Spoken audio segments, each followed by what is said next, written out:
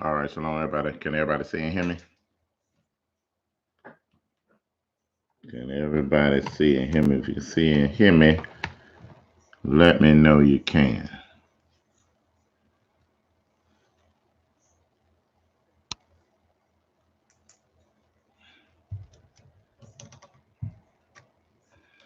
If you can see and hear me, let me know you can.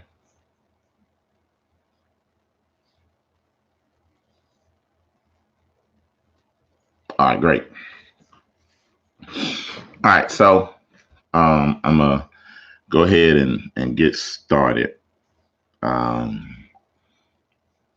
with this.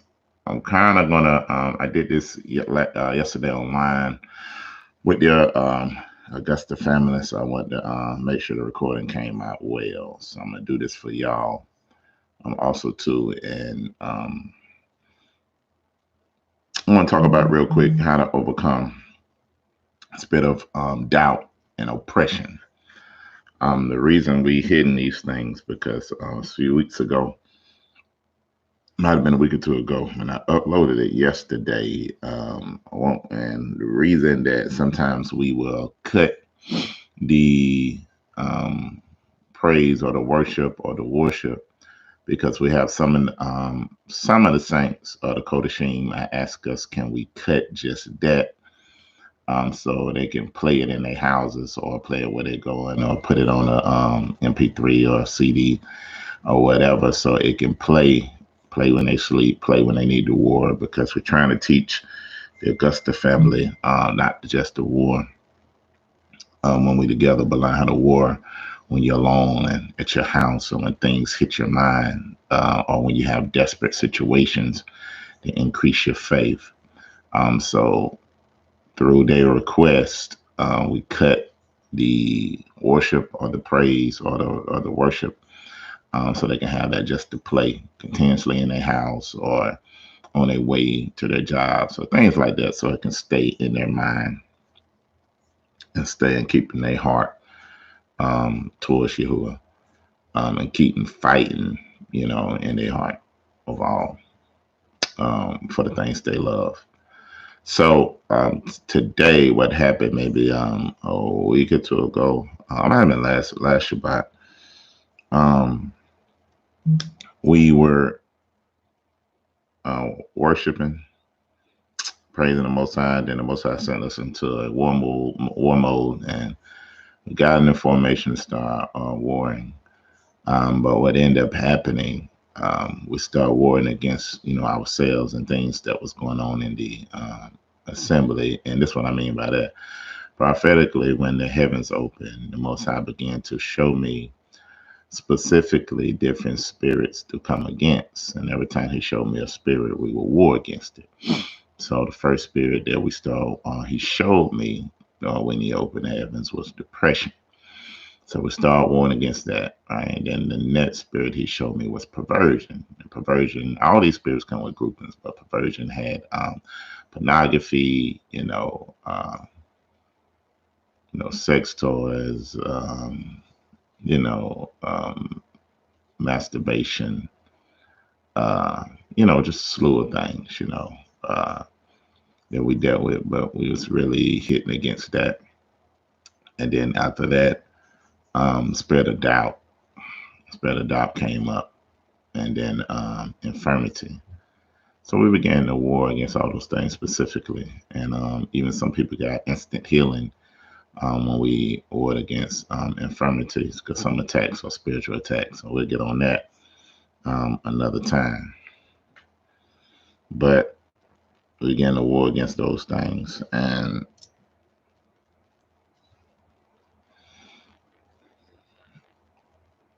after the Most High showed me a sense that the battle was won, we got to celebrate, But then the Most High was showing me, just as Abraham went in Sodom and Gomorrah in order to snatch his nephew Lot back up, right, to bring him back when he got when he was pretty much a prisoner of war. That we tore the enemy gates down and we advanced the enemy. We was offensive against his kingdom to leave a hole there, but after you go to war, then it's time to get the spoils of war. And some of the spoils of war was prisoners of war that had been detained. So that next day, the Most High started dealing with me. He said, go and don't just war and be done. Go and find the prisoners of war that had the people in the assembly, or different ones that was under the sound of your voice, that was prisoners of war to these specific spirits. So I began to put in our chat, that direct thing, and those that have been, a prisoner of war of those things have been captive by depression, captive to doubt, captive to, perversions, infirmities. So people began to speak up and come forth that, not necessarily that it just overtook them, but they had been battling those things. Some, confessed to, it overtaking them in some areas. And that's when we began to focus on these things and pull them out and pray, and also but to give them teaching and understanding on how to overcome, so you can know how to fight these things, so you won't be captive by it again. So I'm not going to go through the chat saying shalom to everybody. I'm just going to say shalom here to everybody, and then we're going to actually go through a teaching session this morning. You won't be able to see my PowerPoint. I was trying to get it where you would be able to do that this morning, but I didn't want to prolong the time getting started. So you'll still be able to hear exactly what I'm saying and the scriptures and stuff like that.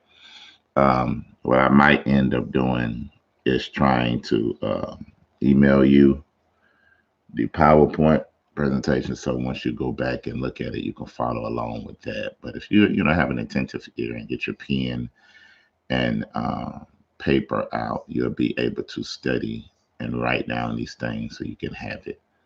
Because a lot of it is practical, and what I want to do is give you a practical way to overcome depression and doubt. That's the first two things we're going to deal with: is depression and doubt.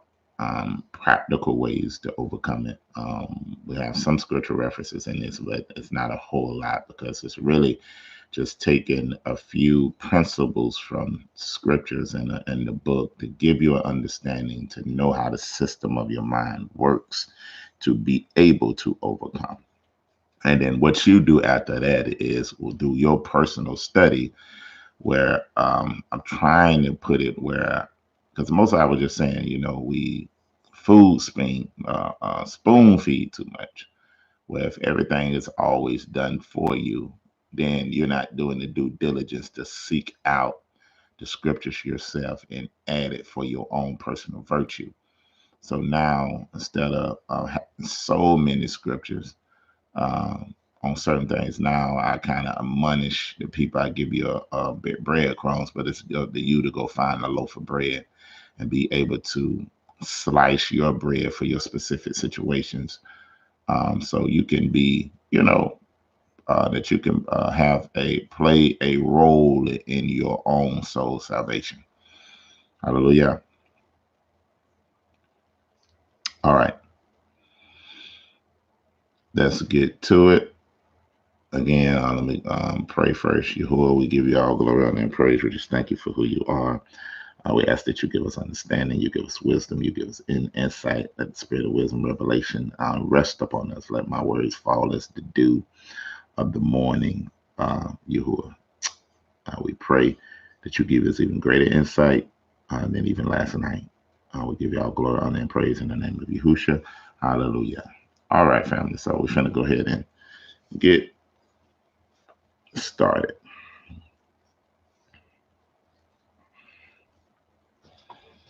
Let me do something real quick so I can make sure y'all following on. We ask that you go ahead and share this video on, because it's going to be very important. Share it on your, go ahead and take this time to share it on your platforms, your social media platforms, to let everybody know that we're live, and get them on in here, because this is going to be really important to internalize. So go ahead and put it on your social media platforms, so we can go ahead and bring the family in. And go ahead and begin to like the video also too. Okay. All right, let's go. Let me pull it up.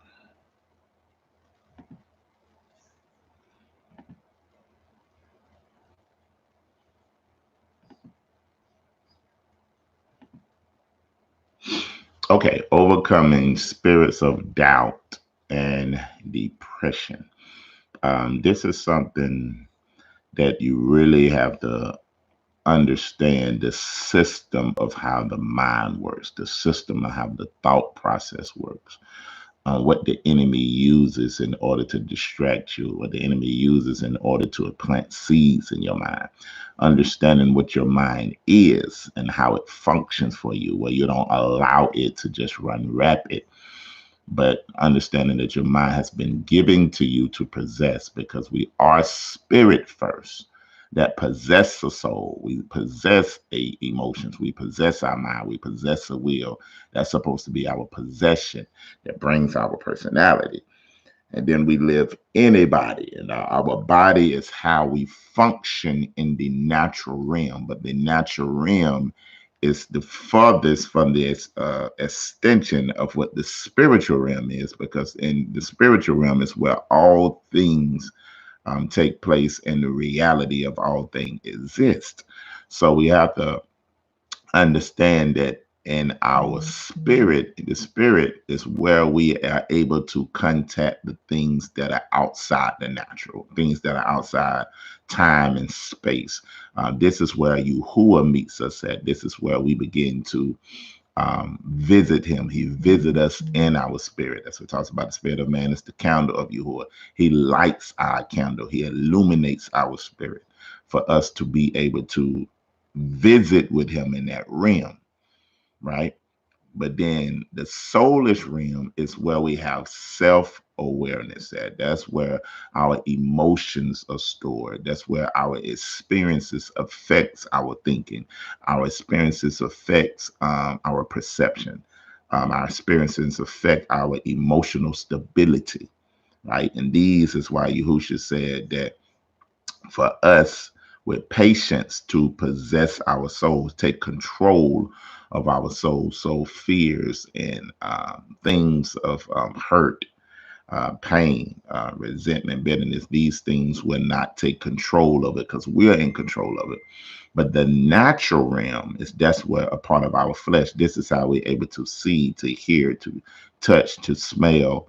All these things is how we actually experience the natural realm. If you take away your five natural senses, then you won't be able to really experience the natural realm, even though you're walking in it. But we're supposed to control the body, which is our flesh, mortify the deeds of the flesh, possess our soul all through our spirit, because our spirit is who we really are, and it's really the control center of everything if we are developing it and growing it the right way, and if we have the Ruach HaKodesh that dwells in that realm. That way we understand that nothing can limit the spirit. It has no limitations of time and space and matter. It's beyond that. That's where the things of eternity can come in and rest in that realm and then take place in the natural realm, take place in our soulish realm. So we must understand that. I hope that's making sense to us. Hallelujah. All right, let's move. All right, let's go real quick to Isaiah 61 because I want us to understand this. What we was talking about, captives of war. After we warred, now we had to go and get the prisoners of war. We had to take them out so they won't be bound anymore to these things. It's just like us as Abraham and the trained servants. We're going in there and snatching our people out of these things. And light is how you combat darkness. And this is what the Most High spoke to me a few weeks ago. It might have been last month. And I think I spoke this, but this is how you overcome darkness. Most I was saying, learn how to become the light rather than trying to fight the darkness. Light doesn't fight darkness. It just expels and exposes it. The more light you get, the more you can be combative to darkness, and darkness will have to submit to you. At your word, you can decree a thing and it will be established unto you the more light that you get into your spirit, right? So also light represents knowledge. The more knowledge, like it says, the beginning of the fear of the Lord is the fear of Yahuwah is the beginning of knowledge. So knowledge is the seed for change. So the more knowledge and understanding that you get, the more light you are able to express and permeate out of you, and then the more darkness that must submit to it. So getting more light. How do I get more light? Through reading the word. And that word, the interest of that word giveth light. How do I get more light? Studying the word. His word gonna be settled in the heavens forever. He magnifies word above his name. Right? These things are what conquers all things. He holds all things through the counsel of his own will. The word is sharp and powerful than any two-edged sword. Right? So we have to learn how to take the light to combat the darkness. You understand what I'm saying? Become light and darkness will submit to you. When you go to a dark room, you don't fight the darkness, you just cut on the light and it exposes and it expels it. So this is how you can decree a thing. This is how you can speak with authority. The same thing that Yahushua did. He spoke with authority against spirits. He spoke with authority against principalities. This is why he said we wrestle not against flesh and blood, but we wrestle against spirit, darkness and powers and spiritual weakness in heavenly places. Right? Dominions, right? We wrestle against these things. Sometimes you have to call these things out. Sometimes you have to have direct confrontation with these things that they can submit, that the light can go in their heavens from your voice, from your words, that can cut off the darkness. All right. So I want us to understand that. So now let's look at this. How it speaks of us, some of our people being prisoners of war. And now we're going in and conquering that, right? Isaiah 61. And it says, Spirit of Yahuwah is upon me, because Yahuwah has anointed me and sent me to preach good tidings unto the meek, to bind up the brokenhearted, to proclaim liberty to the captives and the release of the prisoners. So once you expose and come against the enemy gates, now it's time to find those that were prisoners of war. Who needs the liberty proclaimed to them? What captives that needs to be released? That was prisoners. The brokenhearted, that means your heart was scattered, it was broken, and to bind that heart back together as a spiritual healing balm and make you whole again. Right? I mean, you was broken into pieces. It's now it's time to make you whole. So this is what we're doing today. We're pulling spiritually out of those things, but then we're giving you more light to teach you how to overcome. So you'll never be bound by these things again, or you know how a system to turn your light on. Everybody say turn your light on. So we're going to teach you how to turn your light on today. To give the mourners of Zion beautiful ashes. No, to proclaim the acceptable year of Yahuwah, the day of vengeance. The day of vengeance. To proclaim the acceptable year of Yahuwah, and the day of salvation, of vengeance of our Elohim, to comfort all that mourn. To give unto the mourners beautiful ashes and all a joyful mourning, and a garment of praise for the spirit of heaviness, that we might be called men of righteousness, the planting of Yahuwah, which is glorious. So this is what we're doing, right? And this is what we're trying to do. We're trying to turn our light on, that we can overcome darkness. That when it says this, in the beginning, Yahuwah created the heavens and earth, and the earth was void and formless, and darkness was upon the face on the earth. Spirit of Yahuwah hovered over the earth, and what did he say? He said, let there be light, and there was light. You see, he turned the light on. Right? So this is what we're trying to do. We're trying to turn the light on. But let's look at a few things. Let's look at doubt. Let's look at doubt. What is the function of the spirit of doubt? All right? You can write these things down if you can. What is the function of the spirit of doubt? The function of doubt is to call into question the truth. It's to be uncertain or in doubt about something. to call into question that which is truth. Everything else is a lie but the word of Yahuwah. But doubt makes you call it into question. If he told you that you are healed, if he told you that you're free, if he told you that these enemies you won't have to see no more, I have drowned them in the Red Sea. If he told you that this year you're going to walk in a level of freedom, walk in a level of truth, something gives you a second word to make you doubt it. We see that through the principles of the scriptures. We're going to keep showing it. Number two, it gives you lack of confidence and distrust. Whenever you doubt, you ain't just distrusting or having lack of confidence in yourself. You are distrusting Yahuwah. And I don't think we see it like that. It means to consider what Yahuwah said unlikely. A lack of confidence. To doubt your abilities.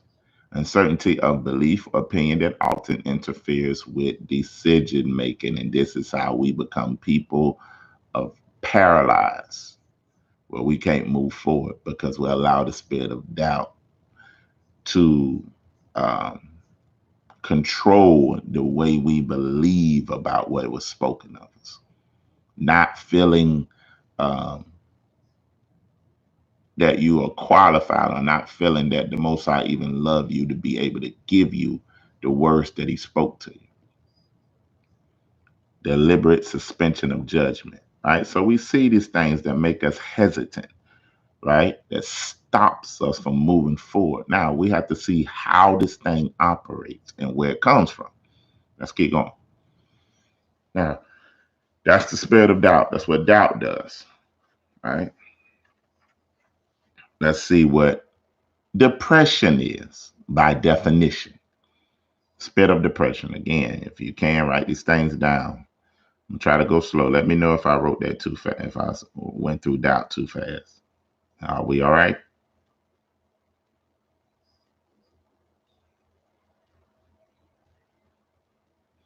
Let me know if we all right.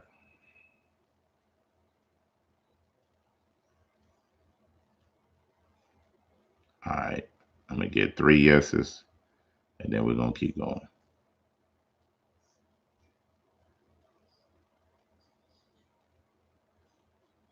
All right. I want you to really pay attention to what I'm saying. This is going to help you.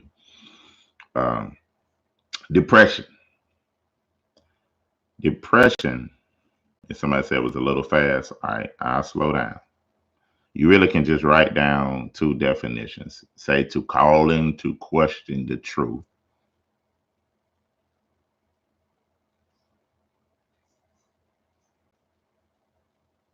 A lack of confidence and distrust.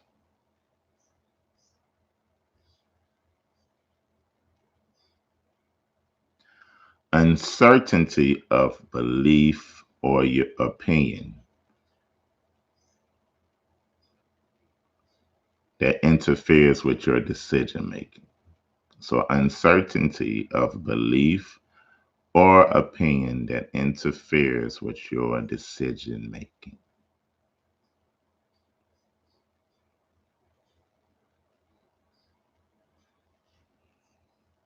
All right, let's move. Spirit of depression.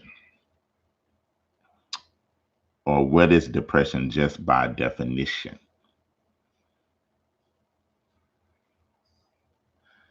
If you just really look at it, to depress is to push something down, to keep it from elevating. You're depressing it. And ion in as a suffix is really speaking of the state of or the condition of being depressed, where you're not being able to elevate. You get to a certain point and something depresses you down. It can be the same thing as when Daniel, when he began to pray in Babylon, he was praying 3 times a day. And then he had the visitation from the Malak, Gabriel. that spoke to him and told him that I heard you the first day you prayed, but there was a principality depressing your prayers. Depressing your prayers. And they had to fight in order for him to get the message up. Right? So we understand just from a visual example of what depression does. It's almost like a realm that at certain times follows you and pursue and overtake you to depress your growth and your development and to keep you in this state. And when you're in a state where you feel like you can't move, you're in a state where you feel like you can't advance, then that's when sadness comes, self-pity comes.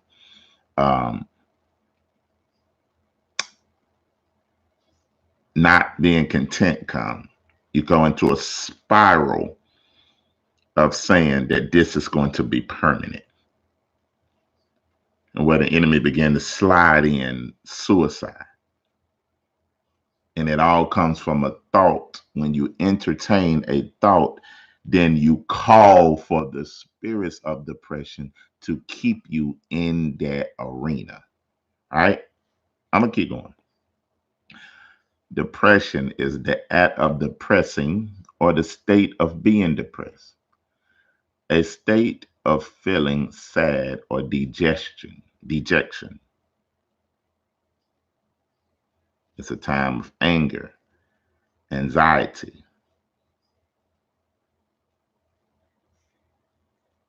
sadness, and also can be considered a mood disorder marked by especially by sadness, inactivity, difficulty in thinking, and concentration. A significant increase or decrease in appetite, time spent sleeping, feelings of dejection and hopelessness, sometimes suicidal tendency. If you ain't get all that, don't worry about it. I'll send you the PowerPoint presentation. But it's a mood disorder marked by sadness. A mood disorder. All of a sudden now you done got into a certain realm that then took over you that's affecting the way you feel based off of the way you have been thinking that you call this thing to you. A mood disorder marked especially by sadness. And then if I'm like this, I'm inactive. Difficulty in thinking because I can't get over this thought that's making me think that this is permanent. A significant increase or decrease in appetite, time spent sleeping, feelings of hopelessness, sometimes suicidal. A reduction in activity, amount, quality, or force. Yeah, we all didn't experience this, right? We all didn't experience this. Let's keep going. You send me your emails. Email me at HebrewNationBuilding@gmail.com, and then I'll try to send it to you after the presentation. HebrewNationBuilding@gmail.com. Y'all put that in the chat, and what I try to do is send it to you later on today. But just listen right now attentively, right? Listen and go back over this because this is going to help you become the light. Everybody say again, I'm going to turn the light on this morning. We're going to turn the light on. Now, let me give you signs and symptoms of depression. You got to get this. After this, when you understand how listen, this is where we mess up a lot. We focus so much on external management. How I look. How do I seem? Want to show that my face is okay. Let me grease my face and then let me do my hair. Let me make sure that I'm good so I won't look like something is wrong internally. Let me pray. Let me fast. Let me preach. Let me put brothers and sisters together where it seems like I'm good being able to function with brothers and sisters. I don't seem like I got no symptoms because we focus on external management, but never focus on internal management. What does your internal management look like? What does your management with your soul looks like? Or your mind and your thoughts, do they just go all crazy and wrap it on what they want to do? Whatever thoughts, whatever thing where you can summon all these things, your mind just da da da da da da. Internally, your emotions just up and down, up and down, up and down, up and down, up and down, where they do what they want to on their own, involuntarily. Images and pictures of past that's just jump in your mind at any time and takes you back to the reality of what happened to you. And inwardly, you can be pushing forward, and all of a sudden, something comes of a past image experience, and you go right back to the reality of it. And now you are depressed. Now you are doubting where you are or if you're supposed to be there. Calling into question the truth. No, watch this. Notice this. My hands only do what I tell it to do. I don't walk around with my hands doing this involuntarily and it's doing what it's wanting to do.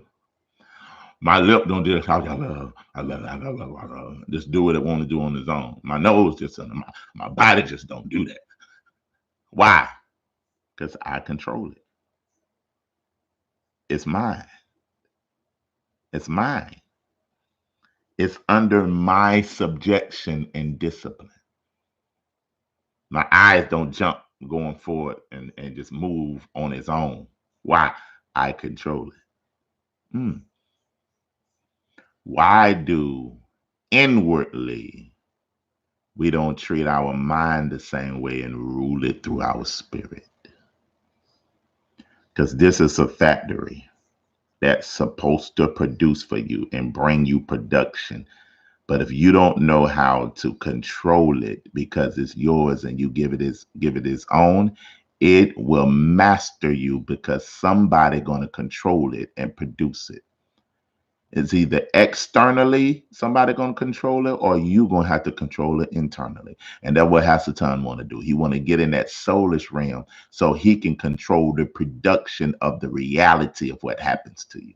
Because inwardly, from your heart, from your mind, is what manifests in the natural realm. So whoever control the soulish realm of your mind, of your emotions, controls the person and manifests its will in the person's life. So the enemy will give you control of everything else, but then he'll make you think that this you can't control this and that this is not yours. But I'm going to show you how the system of the mind works so you can treat it and discipline and make it your child, because it's a factory, a spiritual factory that's supposed to produce for you. And I'm going to teach you how to master it rather than it mastering you.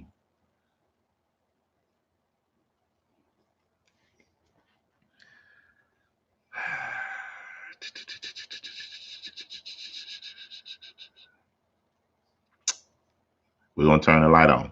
So let's give you some signs and symptoms of depression. Signs and symptoms of depression. Watch this. Persistent sadness, anxiousness, an empty mood where you're just empty now. You're numb. This didn't happen to you so much that now you just learn to live with it, and now you have nothing else to give.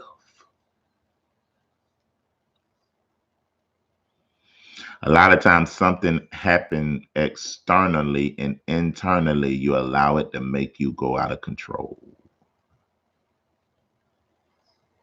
And the problem is, because you try to control the external and not the internal. You cannot control what happens to you, but you can control what happens in you because of what happens to you. I can't completely control the external, but I can manage the internal.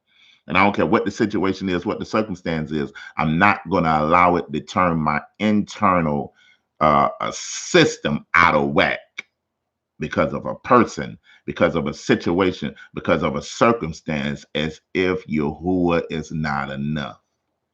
I don't cling to nobody where they destroy me internally because of something that they did to me externally. Like Yahuwah is not enough for me to come back to my fullness.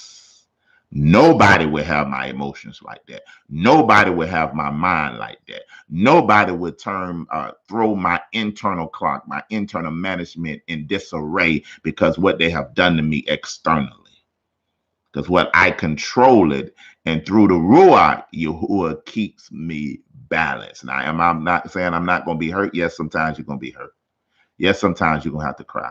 Yes, sometimes it's going to make you feel a certain way, but you have to learn how to, the danger of losing control internally and where it can take you.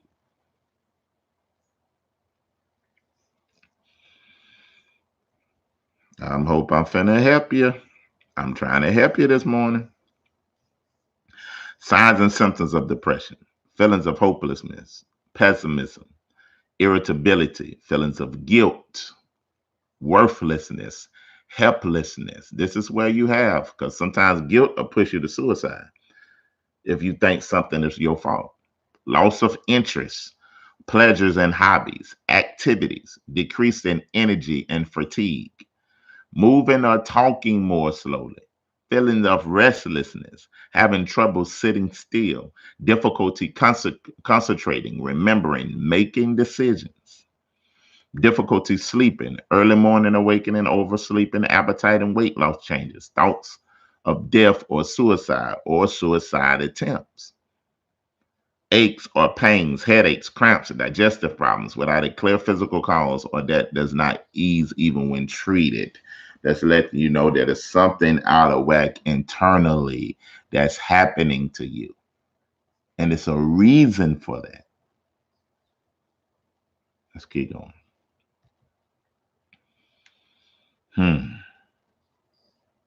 Now, I want us to understand this.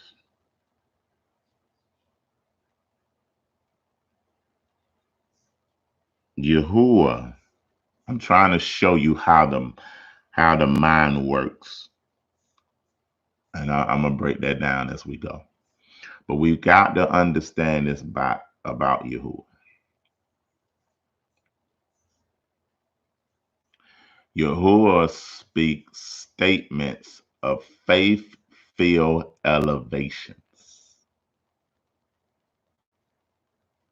He never deals with you where you at. He speaks to you as if you're already where he destined you to be, and he talks to you that way to make you elevate to it.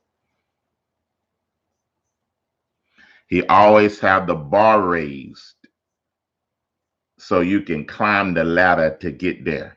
And once you get there, he raised the bar again.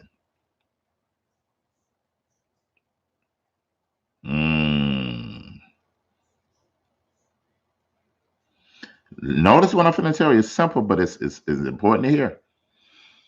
When the Most High gives us a faith-filled statement of elevation, you're going to always get a second word of doubt.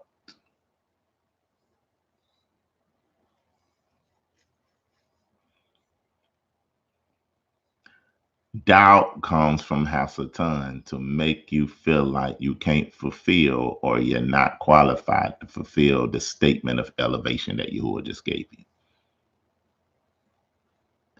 He's going to always speak in your mind to make you question what the Most High gave you, then he's going to try to orchestrate events to make you feel like, well, I must not supposed to do this because the way that worked out. See, that's the mentality you got to get out your head. You know how Satan can orchestrate events now. And I done had this happen and that happen every time I tried to do it, so it must mean. No, I don't go off that. Because the Most High speaks to me. He'll tell me what I don't need to be doing or if I need to stop something. But if he told me to do something, I'm going to continue it on until I finish my course or finish the goal of what he spoke. I don't let events tell me what I should do and what I shouldn't do and leave it up to chance. When Yahuwah gave me directives to fulfill. And you think because something went wrong that I'm going to say, Yahuwah must supposed to do this. No. I know that I live my life based off the word and directive. My steps are ordered by the word. The word is a lamp unto my feet and a light unto my path. That's what the word is to me. So that's how I get my directives, not by off no situation then going right or wrong.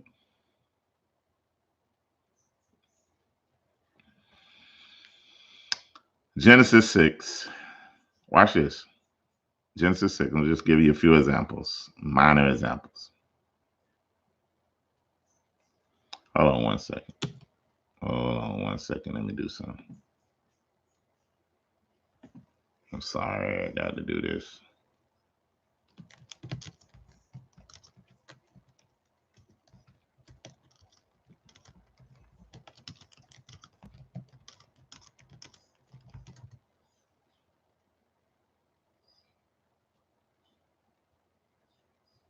I'm sorry about that.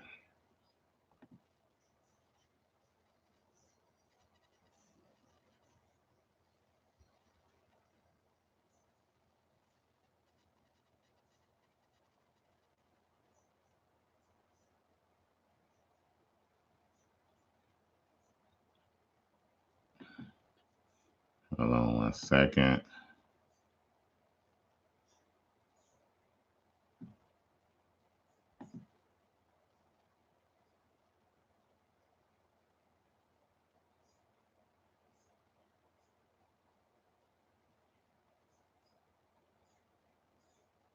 All right.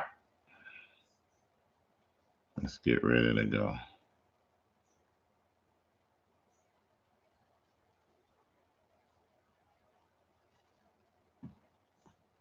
Sorry about that. Now, again, where we at? Statements of, yeah. All right, here we go. Now, you got to get this. That the Most High speaks faith-filled statements of elevation. I never let a circumstance or a situation tell me different than what the Most High originally told me to do. I don't leave it up to chance. I get my directives from what he speaks in my ear or what he shows me in my eyes in prayer as I'm going by the day, what he puts in my heart. I don't let something outside of me externally tell me, well, that must not be what the Most High said. Why? Because Satan can orchestrate things, circumstances to give an illusion that this is not what he wants you to do, right? You can even see that in 1 Kings 13 with the prophet. Most High gave the prophet a specific thing to do. Paraphrasing it, he went to, he was going to do it, and he went to this other prophet in order to get some type of confirmation in so many words. Prophet told him a lie. He believed the lie, did what the other prophet told him to do. Then the Most High killed him. I think that's in 1 Kings 13. Killed him. Why? Because he believed the second word. And we have to realize and live our life in the sense that if I listen to that word of doubt, that word of doubt gonna bring forth my death.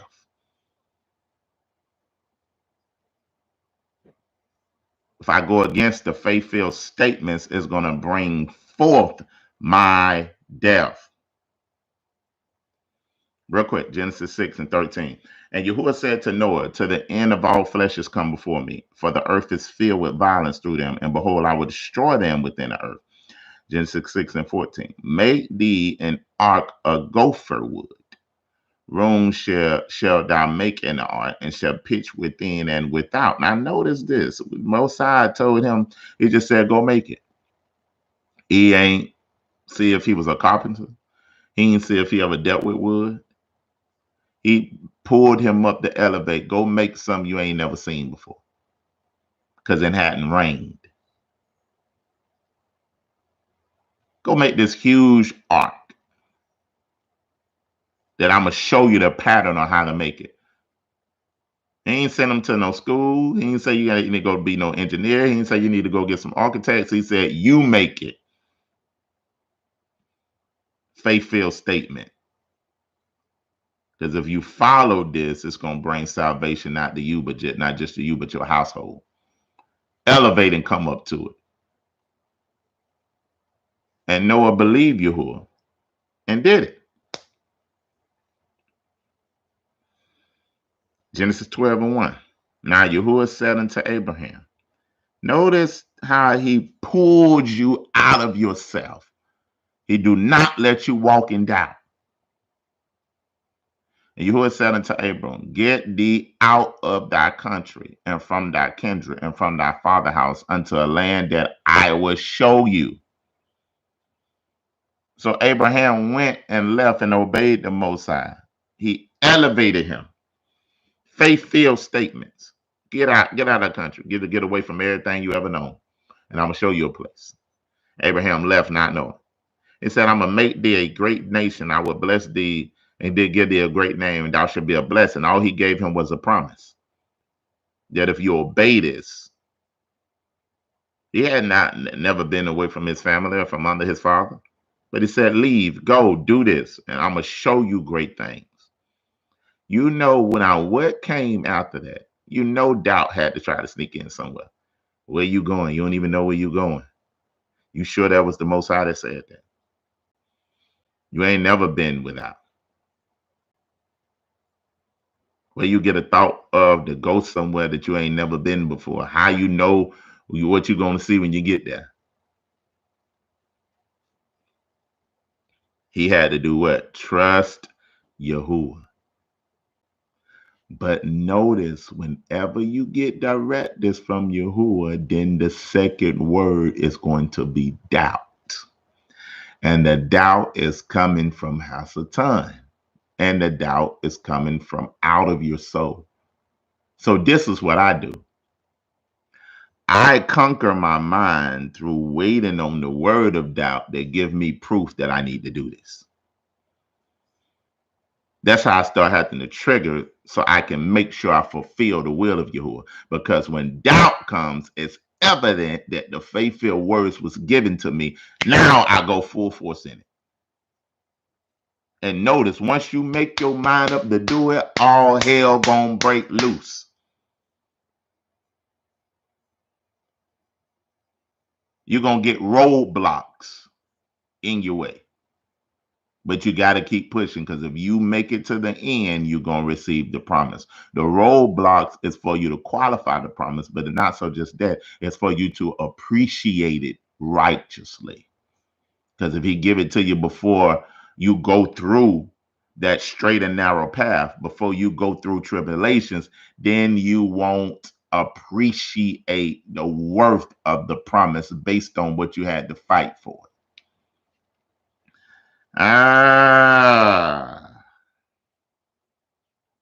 Watch now. Jeremiah chapter 1. Hope I'm helping you. Some of y'all need to go read 1 Kings. Quit listening to that old prophet.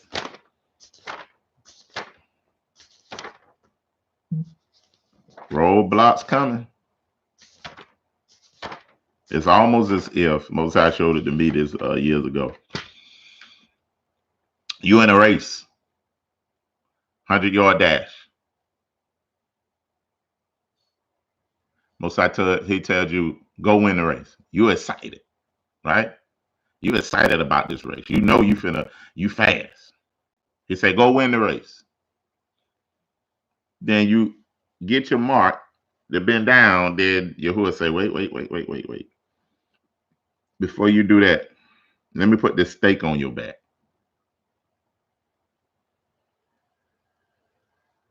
If any man gonna come after me, he have to take up his stake and die to himself. So you're like, oh snap! So I got to run the race now with a stake on my back. Yeah.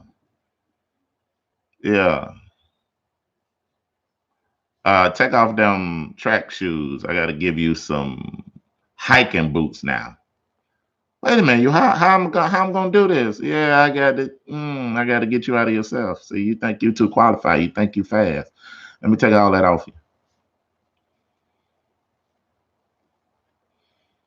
Yahuwah, how I'm gonna get this done? Yeah, let me tie a tie around your waist. So you're running with the stake and the log.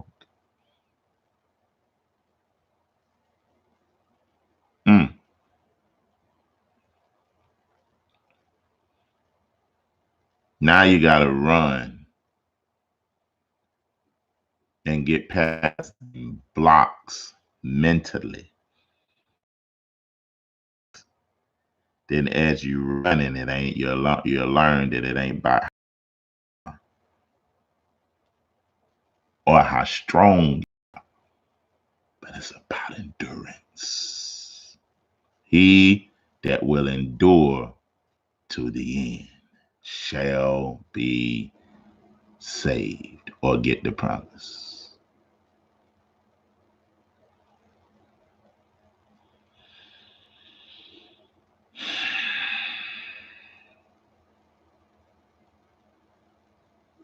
Now watch this. Jeremiah 1. Chapter 4. I hope we helping you. That's it. Let me know if this helping you. Jeremiah chapter 1, verse 4.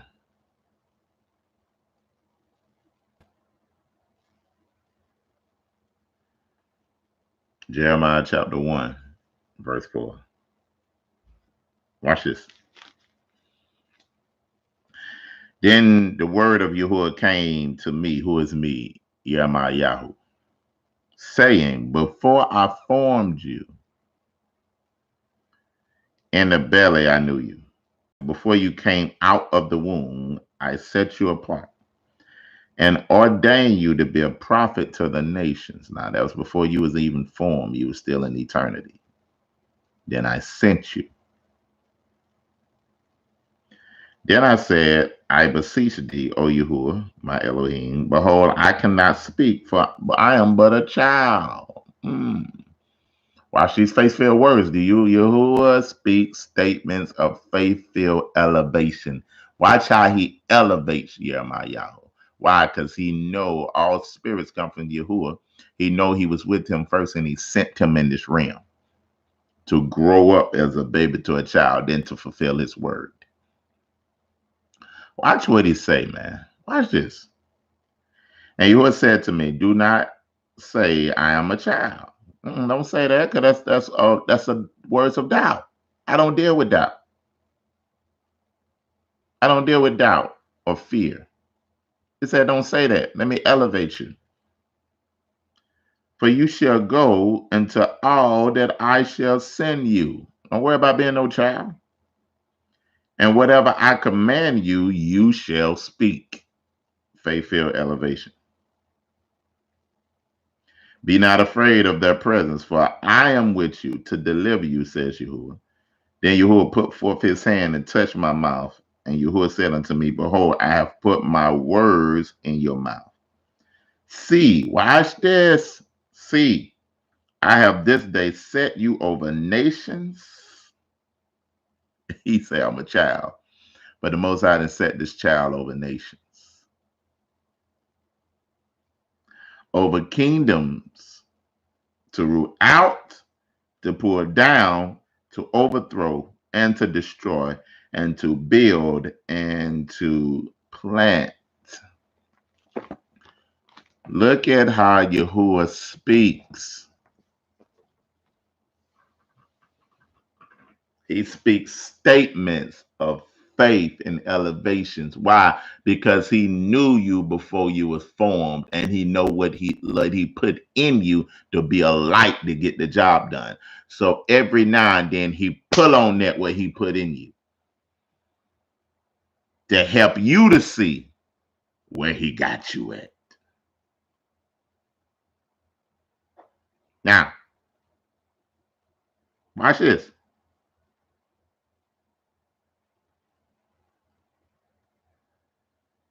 Watch how Satan speaks.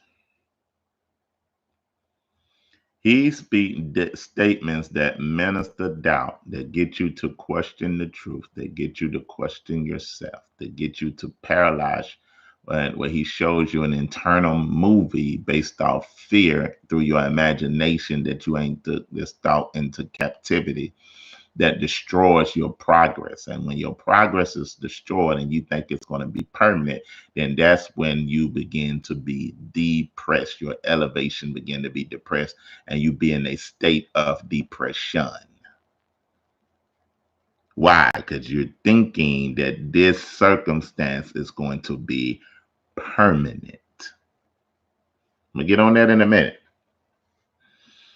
All right. Genesis 3. Let's look at when the most subtle serpent, that old serpent, spoke. Genesis 3, verse 1. Now the serpent is more crafty. You got to remember, he's very crafty, subtle, than any other beast of the field that Yahuwah had made. And he said to the woman, did Yahuwah actually say you should not eat of the tree of the garden? Look at that. He told them not to eat. He put them in the garden, told Adamai, told them to dress it and keep it. Gave him directives, told him to be a priest there. Gave him authority in there. Watch the doubt. And the woman said to the serpent, we may eat of the fruit of the trees of the garden, but Yahuwah said, you shall not eat of the fruit of the tree that is in the midst of the garden. Neither shall you touch it, lest you die. See, you see how she's entertaining the thought of doubt? That's what we do. We sit there and entertain it, and then allow doubt to drop its seed in our garden. She should have cut that slap completely off. But she entertained it by communing with doubt that caused her to make a irrational decision that cost them the garden. Because seeds of doubt will manifest death in your life if you submit to it.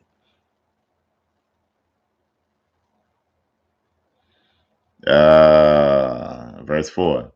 But the serpent said to the woman, you shall not surely die, to get you to doubt the truth of what Yahuwah said. For Yahuwah knows that when you eat of it, your eyes will be open and you will be like Elohim, knowing good and evil. So he also gave her the spirit of doubt, but he gave her pride also to make her think that Yahuwah was keeping something from her. And then the next verse talks about when she saw that the tree was good, she took of it and brought forth what? Death.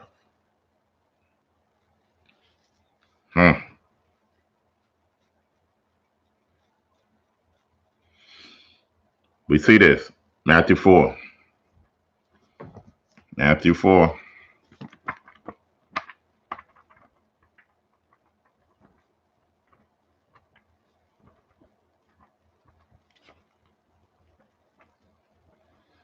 Matthew 4.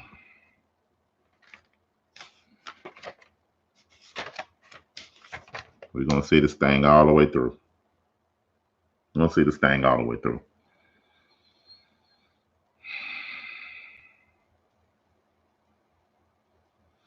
Then Yahushua was carried away by the Ruach HaKodesh into the wilderness to be tempted by the house of tongues. So why would he do that? Why would he tempt you to do that?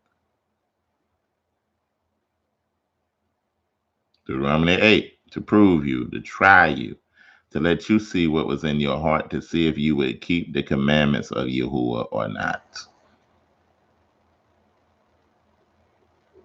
Yeah, you've been getting word in you all week. You've been getting word in you all year. It's time to certify and seal it. It's time to deliver you over to Hasatan so he can certify if you real or not. Yahuwah would do it. He'll call up your number just like he did Job. Have you considered Job? I want him to be proven. I want him to see where his weakness is at. So I'm lifting the hedge and giving you the opportunity to try them.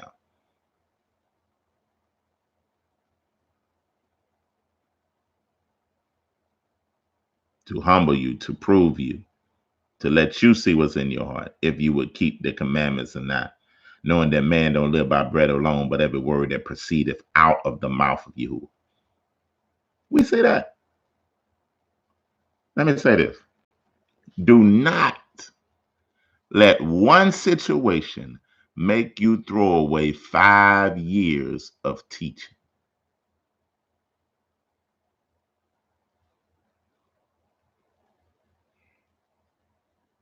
Don't let one circumstance, because what you're showing Yahuwah now, you just clapped for it. You thought it was good, but you didn't internalize it. And you going from lesson to lesson to lesson, not really internalizing none of it, letting just the first time you hear it and you think it's in your heart. It don't work like that. You have to become what you continuously hear and what you continuously see. If you don't listen through instruction, then the Most High will send pain to push you where you're supposed to be.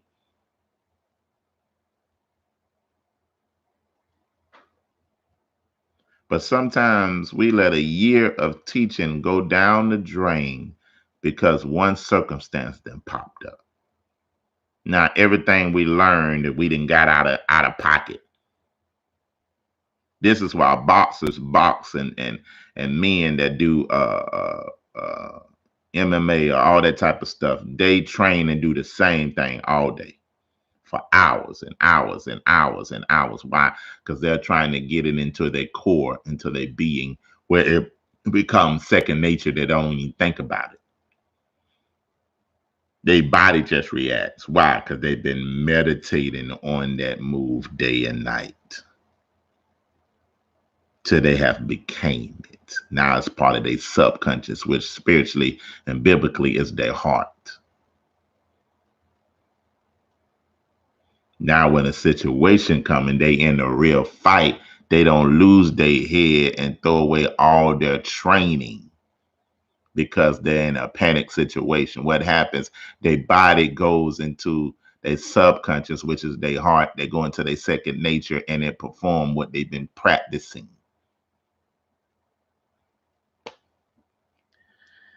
Let me keep going here. So he fasted 40 days and 40 nights, but at last he was hungry. And the tempter drew near and said unto him, watch what he says, seeds of doubt. If you are the son of Elohim, command these stones to become bread. But the answer saying, isn't it written? Not by bread alone, but man shall live by every word that proceeds by the mouth of Yahuwah.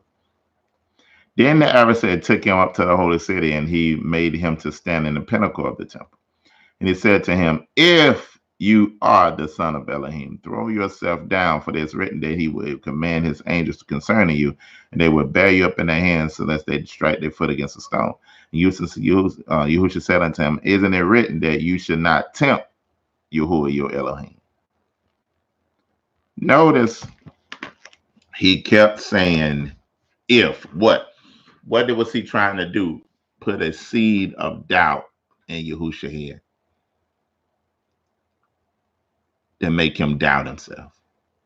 Because sometimes all it takes is seed, and then a month or two, a year up the line, you've been in a situation, and now that seed of doubt is manifesting. Because now you're doubting who you are, doubting where you're supposed to be, doubting if you are supposed to be this, or doubting you're supposed to be that, doubting if you're supposed to be married, doubting if you're supposed to be divorced,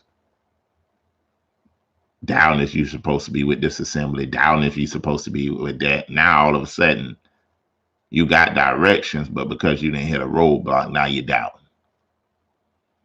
But notice what Yahusha fought with. He fought with the word of Elohim, because the only thing that can conquer doubt is the knowledge of the word of Yahuwah. He kept saying, "Isn't it written? Isn't it written?" What does the word do? The word is a light. The entrance of that word give us what? Light. The word is light. It expels darkness. It kills doubt. You have to know it.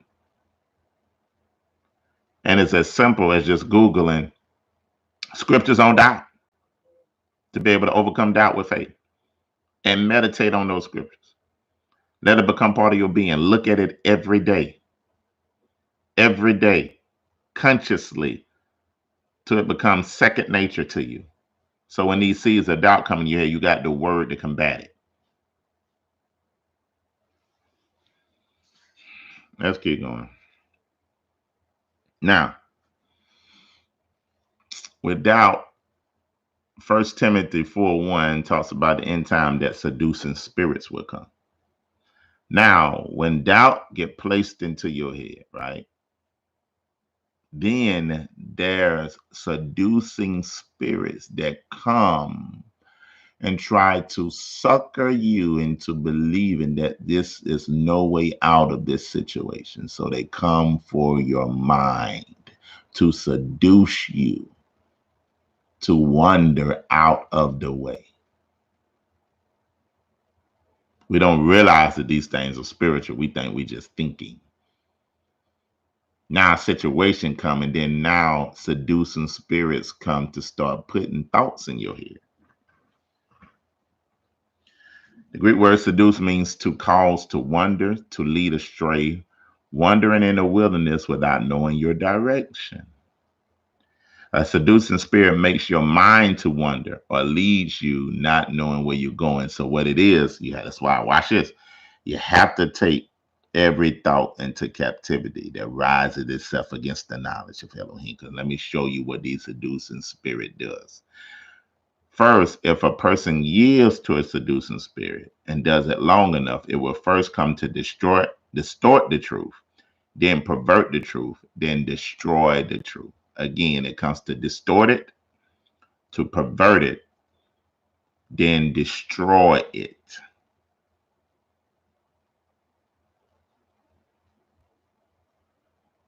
Now, Hasatan can't be everywhere at the same time. So you have adversaries that come to try to seduce you into agreeing with a thought so it can be implanted in your earth, implanted in your garden so it can manifest. That's why you got to watch your thoughts, because your thoughts become your words. Then your words become your actions. Then your actions become your habits. Then your habits become your destinies. When things then got to the habit realm, now it's a stronghold. Why? Because you didn't entertain it long enough. You didn't detain yourself for entry. You didn't entertain what something entered you, detain you for the entry of a seed of a thought that gets you to agree with it. Thoughts are thoughts. We got to realize that you have to separate yourself from thoughts. And we'll show you how thoughts develop as we move on. But it's the thoughts that you entertain. It's almost as if a mailman come to your house and you have to sign for something. First, he just put mail in your mailbox. But then certain things, he come and knock on the door and ask for a signature. Now you have entertained the mailman and the mail. So thoughts gonna come in our head. but it's what we entertain or become intimate with. The same thing that happened to Kawhi, what she came intimate with. That thought caused her to lose everything. So it ain't just at the thoughts, but it's the thought that you come intimate with, that you begin agreeing. Because at first he spoke that to Eve, right? He spoke that to her, and it might have just stayed in her mind. But when you look at Genesis 3, and it says, when she saw that the tree was good. What you mean when she saw? She was already able to see, but it means when she perceived.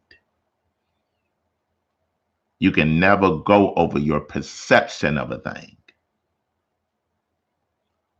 So it's when you see that this thought of what you've been intimate with, right, then you agree with it, you then gave it power to manifest. Because these seducing spirits come into your mind to seduce you. Watch this. Watch when something happen, you married, and something happen in your relationship with you and your wife. Watch how these seducing spirits come. She really don't care for you no more. Seduce. She really disrespecting you. She really got, this and that. He really don't love me no more. He really is not sensitive to my needs or sensitive to who I am. He's sensitive to everybody else in the assembly, but he don't care about me. Seducing spirits come into your head. You begin to entertain it. And then once you say, you know what? That's right. I believe that. Then you feel it. And it fills you with anger, anxiety, hurt, pain, and your body manifests it. Now you're walking around, can't talk to each other. Now you're walking around giving each other the cold shoulder because what? You have been intimate with a thought that's not Yahuwah's. Same thing with your brother. Same thing with your sister. Same any circumstance, it can be the same thing. The seducing spirits come in to make you wonder. Now I'm gonna show you what they do. They come. This is why every thought I have to see. If I entertain this thought, where is the destination of this thought? Every thought has a destination. Where is this thought taking me? Because I can't see the end goal. I can only see it from the beginning. Now, this doubt or this thought want to take my eyes and just make me feel. So I feel like this, and I'm feeling mad, and I'm feeling angry, and I'm feeling not loved. And nobody at the assembly cares about me. Nobody at the assembly talks to me. Nobody answers my emails. Nobody cares for me. I'm the black sheep. Nobody likes me. That. And what? They taking you to a certain end, depressing your growth, depressing everything that you're doing to get you to the end of death. Why? Because I didn't check the destination of this thought if I entertain it. This is why the book says, take every thought into captivity that rises against the knowledge of Elohim, and having a readiness to avenge your disobedience when your obedience is fulfilled.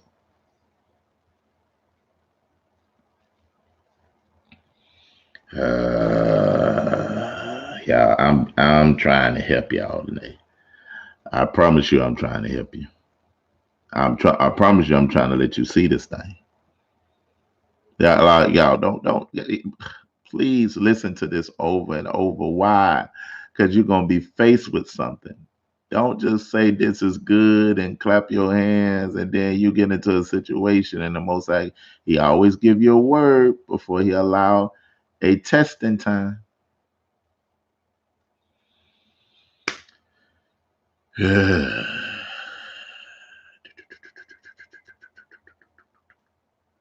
Now, I gotta go here, right? Let's see. Started at 9 o'clock. Is it 10:20? right, I'm gonna try to be done at 11 o'clock, but I'm gonna get through this because this is important information, wisdom to have out. So I'm gonna get through it completely.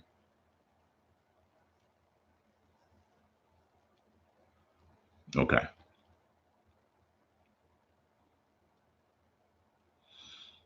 This is stuff that when you have a word that really minister to you, you have to listen to it over and over. You have to play it in your sleep where your spirit is hearing it over and over and over. And then not just hearing it, get action steps to do what you're hearing. Now, watch this. Watch this. Mark 10:17 through 27. All right. I want to show you this.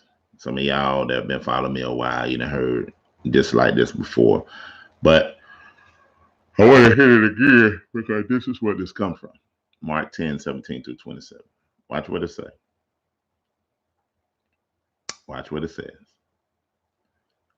And when he was gone forth into the way, there came one running and kneeled to him and asked him, Good master, what shall I do that I may inherit eternal life?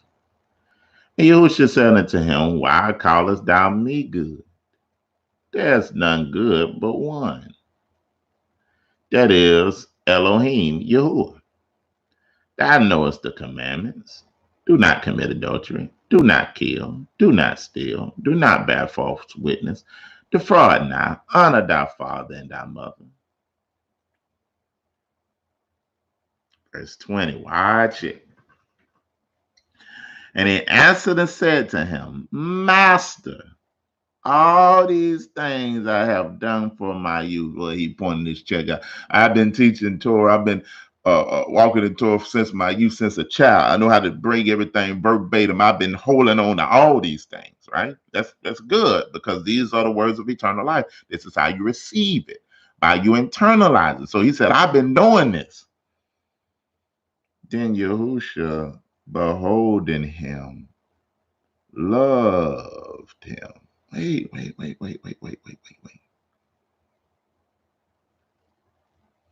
Before I move on,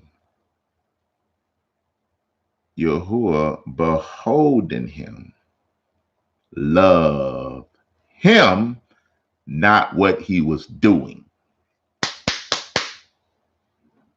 Mm.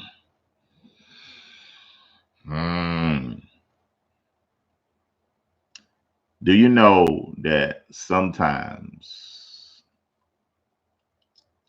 we can develop a gift to compensate for what we didn't receive growing up?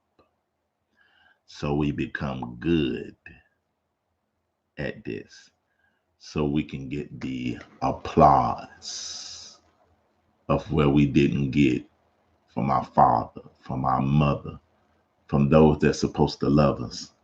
Now we want to identify with something to become because it gives us more acceptance than just us ourselves.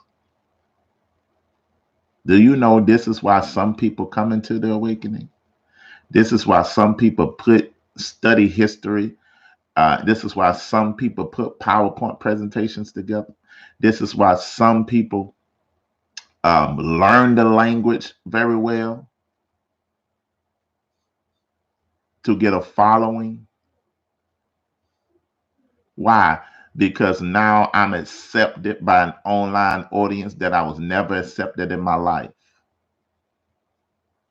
And now I'm getting gratitude. And then this is why some men fall, because now they're getting attention from women that they didn't get growing up.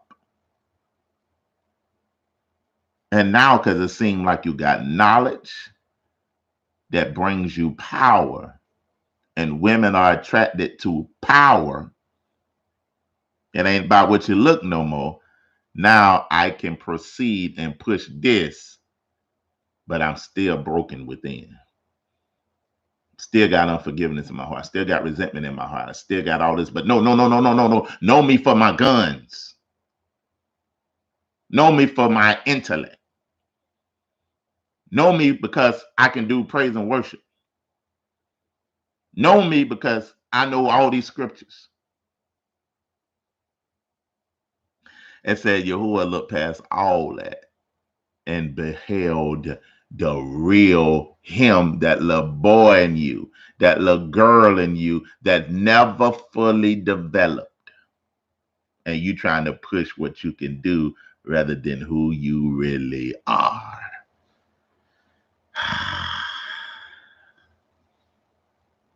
It's nothing wrong with none of that I just said. It's nothing wrong with knowing the Torah from head to toe, because we're supposed to do that. Nothing wrong with knowing the scripture, line upon line, precept upon precept like that. We're supposed to do that. Nothing wrong with being a powerful praise and worship leader, because we're supposed to be. Nothing wrong with being able to play those djembes, because we're supposed to be able to do that. Nothing wrong with knowing history and waking our people up. Nothing wrong with building these PowerPoint presentations for it. But when you make that who you are to compensate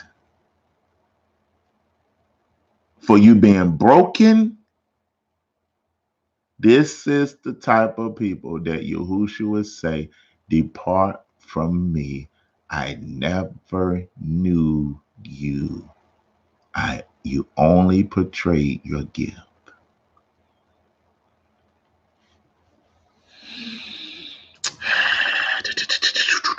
Just why you can't follow everybody, man. It's why you can't just be listening to everybody. It's why you just can't be going to channels and saying that this is my moray, and because some people can put a PowerPoint presentation together good. Now you done made that more your moray because you don't know what's in them, permeating out of them as they teach, because they teach from the entity that's in them. Yeah. I think I'm gonna be a little longer than 11 o'clock, y'all. Y'all give me some time. I gotta finish this. But Yahusha beholding him, the real him, not what he projected, and loved him. Then he hit the area of what he had become. He said unto him, one thing you lack is, go thy way and sell whatsoever you have, and give to the poor, that thou shalt have your treasure in heaven. And come and take up your stake and follow me. He was sad at that saying, and he went away grieved, because he had great possessions, because he had become them. Look at me for my big house. Look at me for my big car. Look at me for my nice and how much money I make on this job. All that compensating for the broken little boy and little girl people. He walked away grieved. Now, let me show you something real quick. Sometimes the Most High give you a bottom layer of understanding, of the basic understanding what the scripture is saying, and he'll give you a revelatory layer of how you can put light on this and apply it to the day. Now watch what I'm going to show you. All right. He said he had great possessions. How can we turn that into spiritual aspect? What are possessions? When you go through things growing up and you experience rejection, you experience stolen birthrights. What a stolen birthright. Every child that's born into this world have the right to have a loving father, have the right to have a loving mother, have the right to be born into a loving situation and loving family. That's our birthrights. But when they're stolen from us from broken relationships, now we are born, or we are developed from a broken situation, and we become broken people. Your father in your life give you direction, give you identity, give you purpose. But if he's not there, then that was stolen from you. Now you grow up with that pain of not knowing that. And then that pain becomes your possession because you feel like you have a right to hate. You have a right to be resentful. And now that pain becomes yours that you possess and store in you. Mother is supposed to nurture you with her spirit and nurture that purpose, nurture that direction, build it within you. But if she's not there, and if that relationship was bad, it becomes your possession. If you are molested by a loved one, if you're raped, if you're abused, if you're verbally and physically abused, the unforgiveness becomes your possession. And Yahusha looks at you and says, sell it. So the scripture says, buy the truth and sell the truth not. But you're supposed to sell the lie that has you hostage. He said, give it up and follow me. But some of us will be just like this young rich ruler will say, we'll walk away grieved because we say that's too much. Why? Because this happened to me. And defender would get away if I let it go. They'll go away free. Got a right to feel like this.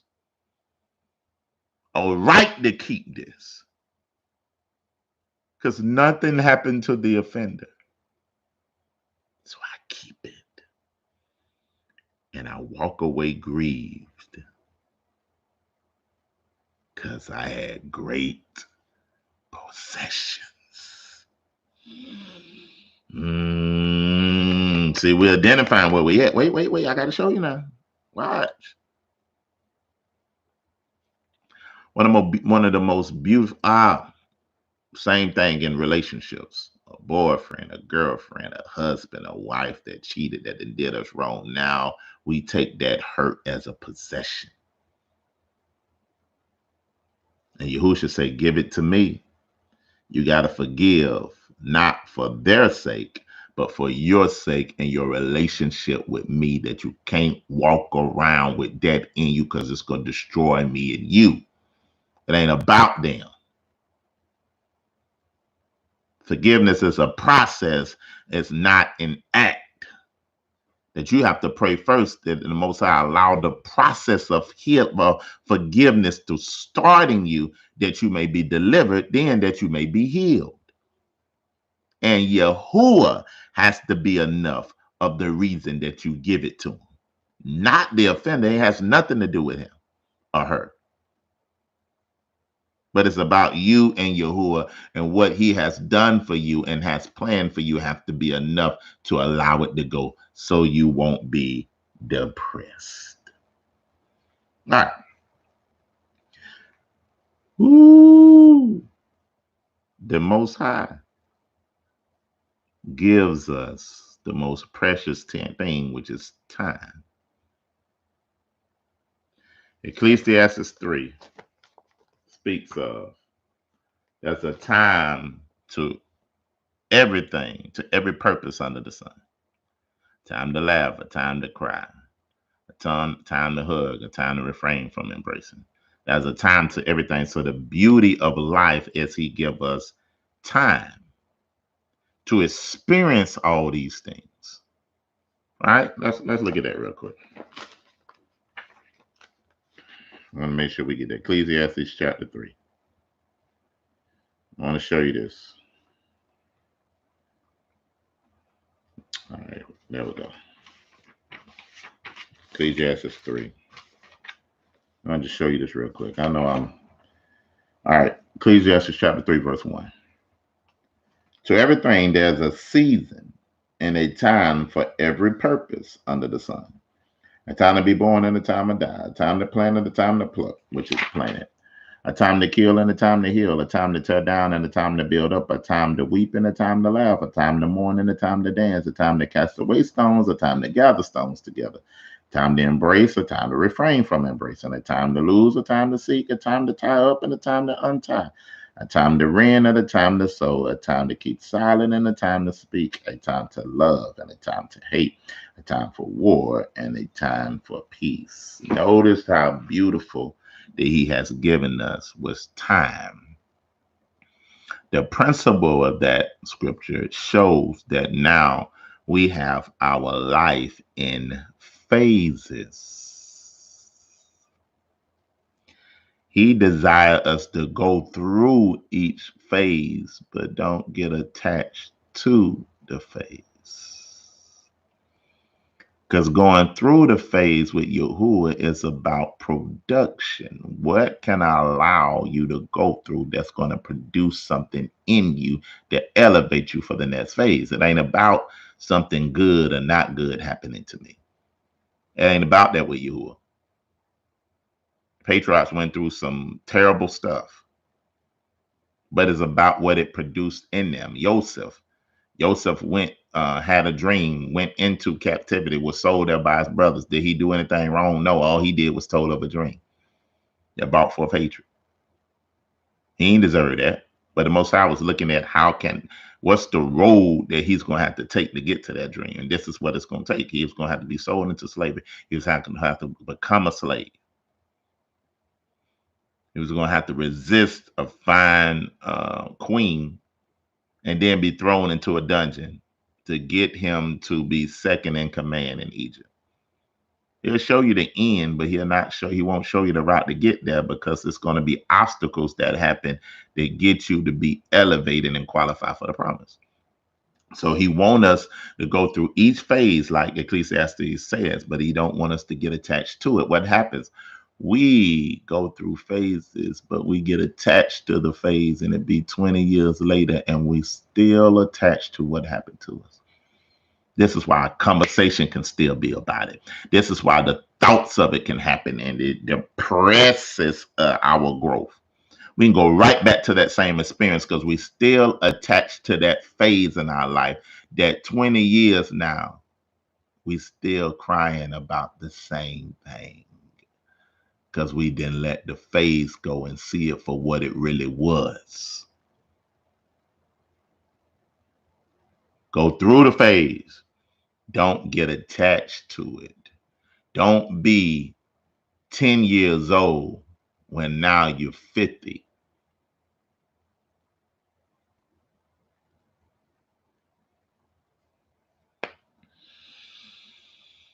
All right, so let me move, because I gotta move. All right, so rejection. All right, let's deal with rejection. I gotta show you this stuff because it's gonna help you with depression and doubt. All right, I hope well, I know I'm helping you. You're gonna be able to see this thing from a whole nother perspective and be able to overcome it because you know what's happening now.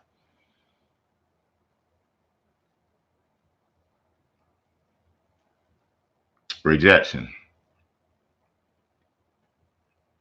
Rejection defined: the act of refusing to be accepted, or to be used, or to believe someone or something.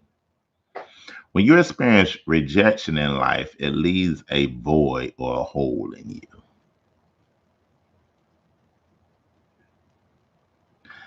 Because really, everybody desires to be accepted.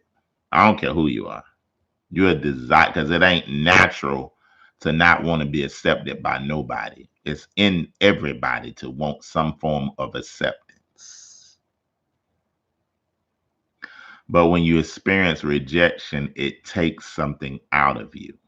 And sometimes you can experience rejection at a very early age. Sometimes it's straight out the womb, where the mama and daddy weren't ready for a child, so they reject the child and don't realize you're tied spiritually to a child. So all the feelings and emotions negatively that the mother is having while the baby is in there, that baby is feeling that, because their spirit first before their body formed.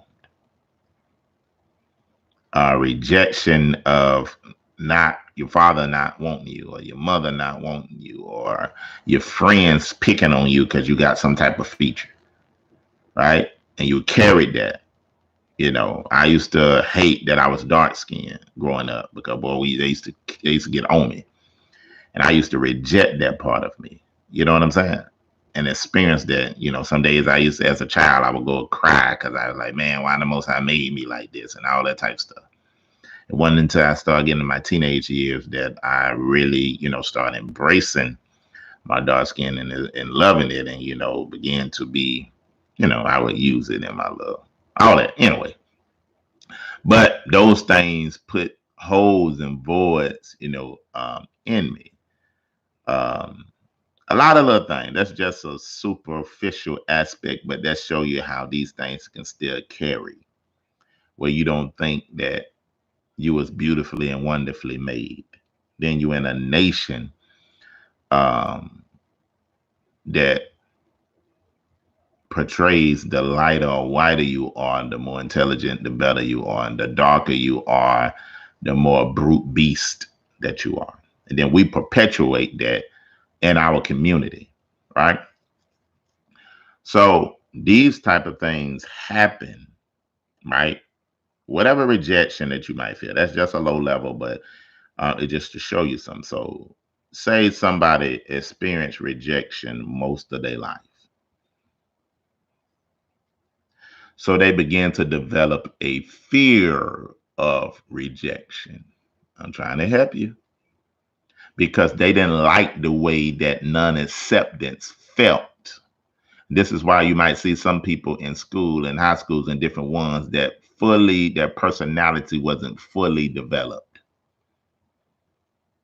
Why? Because they didn't know how to be, because they was rejected, because they weren't popular, they wasn't the person that was in, right? They was looked at as weird. So they developed the fear of rejection, not wanting to be rejected anymore. So what do? They anticipate further wounding. So they try to reject you before they are rejected. And these are people that might have a spiritual stiff arm where they try to stiff arm you and not allow you to get close.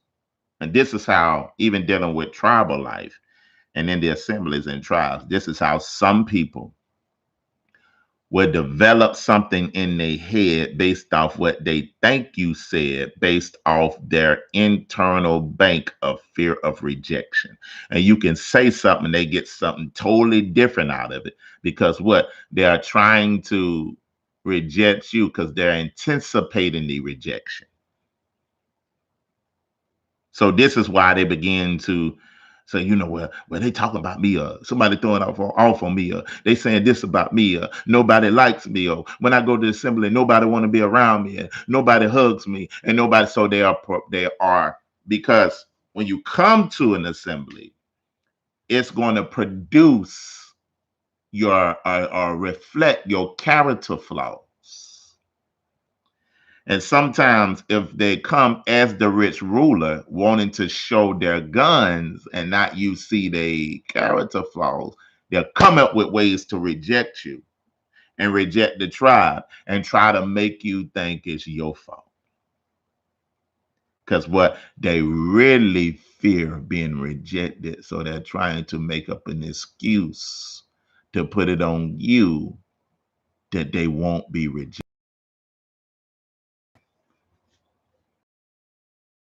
Get all that from out of what I said. Where you get all that from? All I want to you say, man, hey, shalom, brother.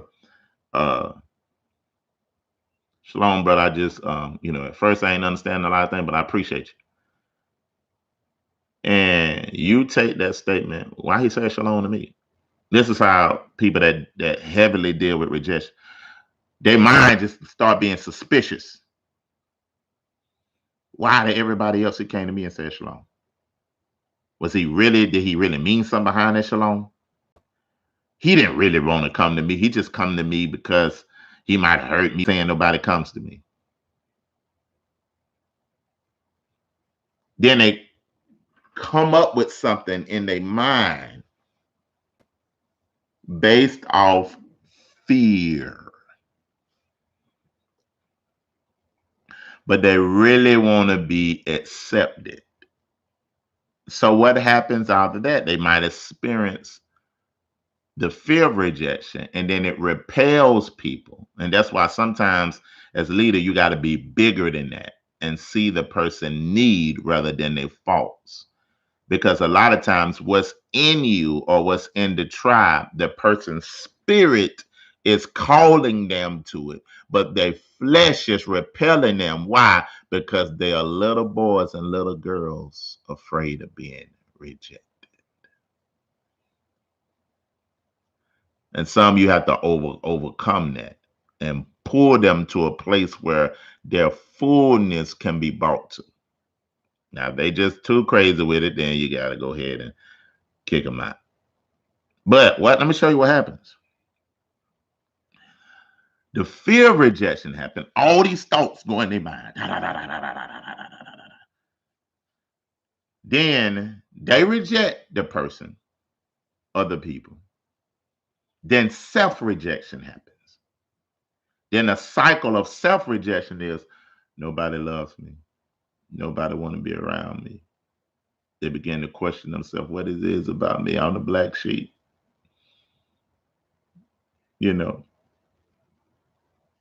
That's when self-pity come in. Paralyzing of your future come in. The wanting to kill yourself come in. Or you take on a personality of not caring, period, and you really do care. All right, let's keep going. Proverbs 4:23, it says, keep thy heart with all diligence, for out of the heart comes the issues of life.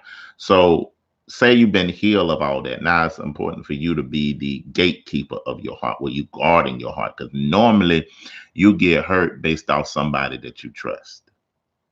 This is why it's important to let the Most High reveal and bring friendships together, covenants, people together, because you have to guard your heart with all diligence, because out of it will flow the issues of life, whether they're good or bad. You have to be careful who you decide to trust, because it will determine the course of your life. You have to start paying attention to who comes into your life, because they can change the course of it for the good or for the better. Some of us been hurt by leaders, and it's hard for us to trust leaders. So we become suspicious of leaders and become fault finding of when the Most High is trying to put you under a leader that's after his own heart. Now we do a whole bunch of comparing of what we was in before to see where we at now. Why? Because we still hurt and injured. Knowing that what we was in before doesn't compare to where we going now and who he has you under. But you never put your trust in man. You put your trust in the Yahuwah and the pattern of what you seen in a man, not the man itself. That if a man go off, then it hinders your relationship with the Most High and you become a castaway. Ain't no man got that kind of control in my life.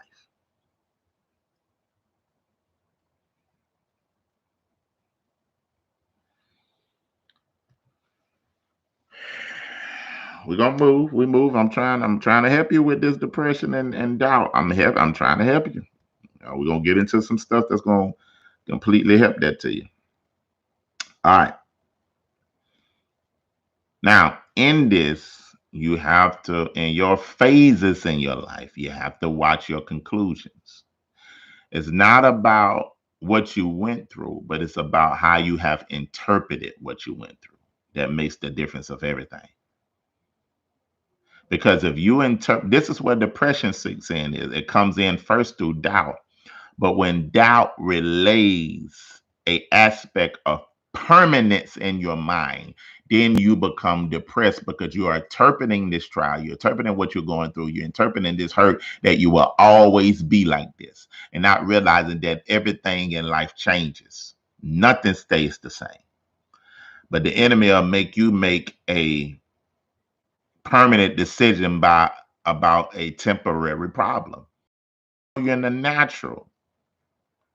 You can look at the change of the season, that everything changes. You don't see trees running and up and moving because it's winter, looking for summer, because my season is going to change.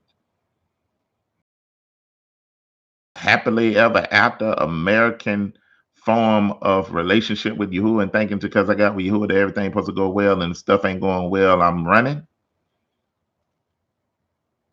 No, I got to do just like the trees, put my roots in the ground and go through every season. But it's about what you interpreted about what you're going through. If you interpret it as to be permanent, then you will stay in a paralyzed position in self-rejection, in the fear of rejection. Because you'll take that rejection that you done had with man and think that's your relationship with the Most High and think he don't like you too. And think he don't love you. Think you're not worthy. And all of us black people deal with that. Why? Because we've been taught in this nation that we're nothing, that we'll never be nothing, that we're beasts, that we're the lowest of the earth. So how in the world can we be his chosen people? Because we're so rejected. Then we fearful and thinking that the Most High will reject us, that make us continuously reject ourselves. Because it's about our interpretation about our experience here. And then you have to watch not just your interpretation, but your conclusions. Because whatever you conclude about your situation would dictate your life. Whatever you concluded about the last relationship that you was in would dictate your life, because it'll make you say, I never do that again. I don't even want marriage no more. I don't even want a relationship no more. I don't even want friendship no more. I don't even want to trust the Most High no more. How did you interpret it and how do you conclude it? Because depression sets in when permanence is the thought of the mind and you feel like you will forever be like this with no change. Then you become stagnated, depressed, and can't move forward. Then internally you go in array. All right, let's move quickly now. I'm finna move a little quicker. Overcoming doubt and depression through understanding the purpose of the mind. I'm finna show you the mechanism of how the mind works and how you can overcome doubt. Because if you get it at the thought, you won't feel depression because you can't feel what you can't think about. But we have to understand how this works. So let's keep going. Almost finished, y'all. Almost finished. Am I helping you? All right. Now, this is how we have to look at our mind. Number one, our mind is not an entity that works on its own. It's ours. It is to be disciplined. It is to be controlled. It is to be mastered. Because the function of your mind is to produce for you. It's to produce for you, to take something out the spirit realm, to put it in your mind, and then to manifest in your natural. You have to look at your mind as a garden waiting for seeds to be planted, to germinate, to take root, then to manifest. I'm going to say that again. Notice this. Your mind is a garden, just like your garden outside. You decide what you're going to put, what seeds you're going to put in, so you can have what plants that you're going to grow in your garden.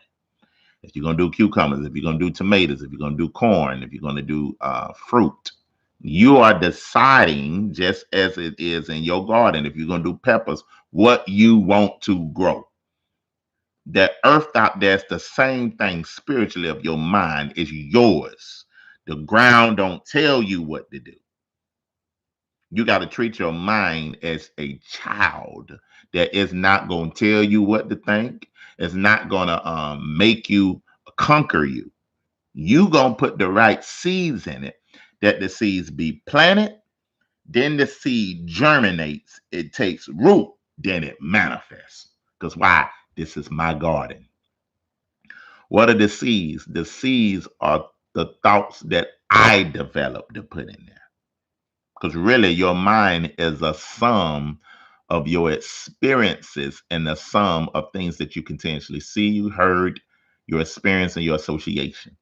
Your mind pulled from the bank of your soul. This is why we have perverted dreams. This is why we might have these perversions based off what we see in them, what we hear in, what we associated with, and what we have put. If we dealt with different things of pornography, perversions, all these type of things continuously, all these type of sex partners continuously growing up, then Hasatan or spirits are going to pull from that bank, because this stuff is stored in our soul, to make us have dreams and try to build covenants with us if we already been delivered from it. And this is why you should dedicate your dream through verbally saying, "Yahuwah, I dedicate my dreams to you. I make my dreams set apart before you go to sleep every day." And if you do have a perverted dream, it's a dream. Because all they're trying to do is make covenant back with you again to get back in, but they can't make a covenant without your consciousness from an ancient perspective. So they are illegal. So if I have a perverted dream, what do? I get up, renounce it, denounce it, rebuke it. In the name of Yahusha, I denounce the rights to this dream. I denounce and renounce any covenant that was made. I denounce and divorce any spirit tie to try to tie me to that dream in the name of Yahusha. Through the power of the blood of Yahusha, you will have no foothold in my life, and anything you tried to do in my dream is counsel. And what do? I go on about my day. Because I am not my dreams.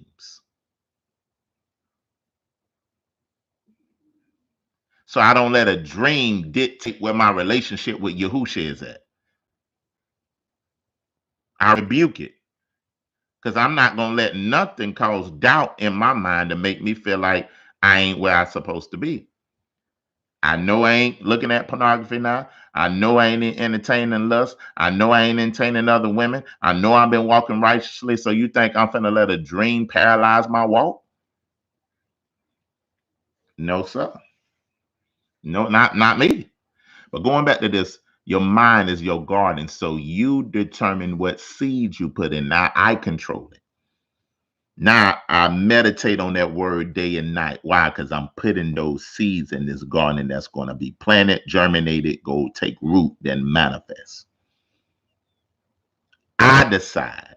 My mind don't decide for me. I don't care if there's a situation or circumstance. I'm telling my mind to shut up.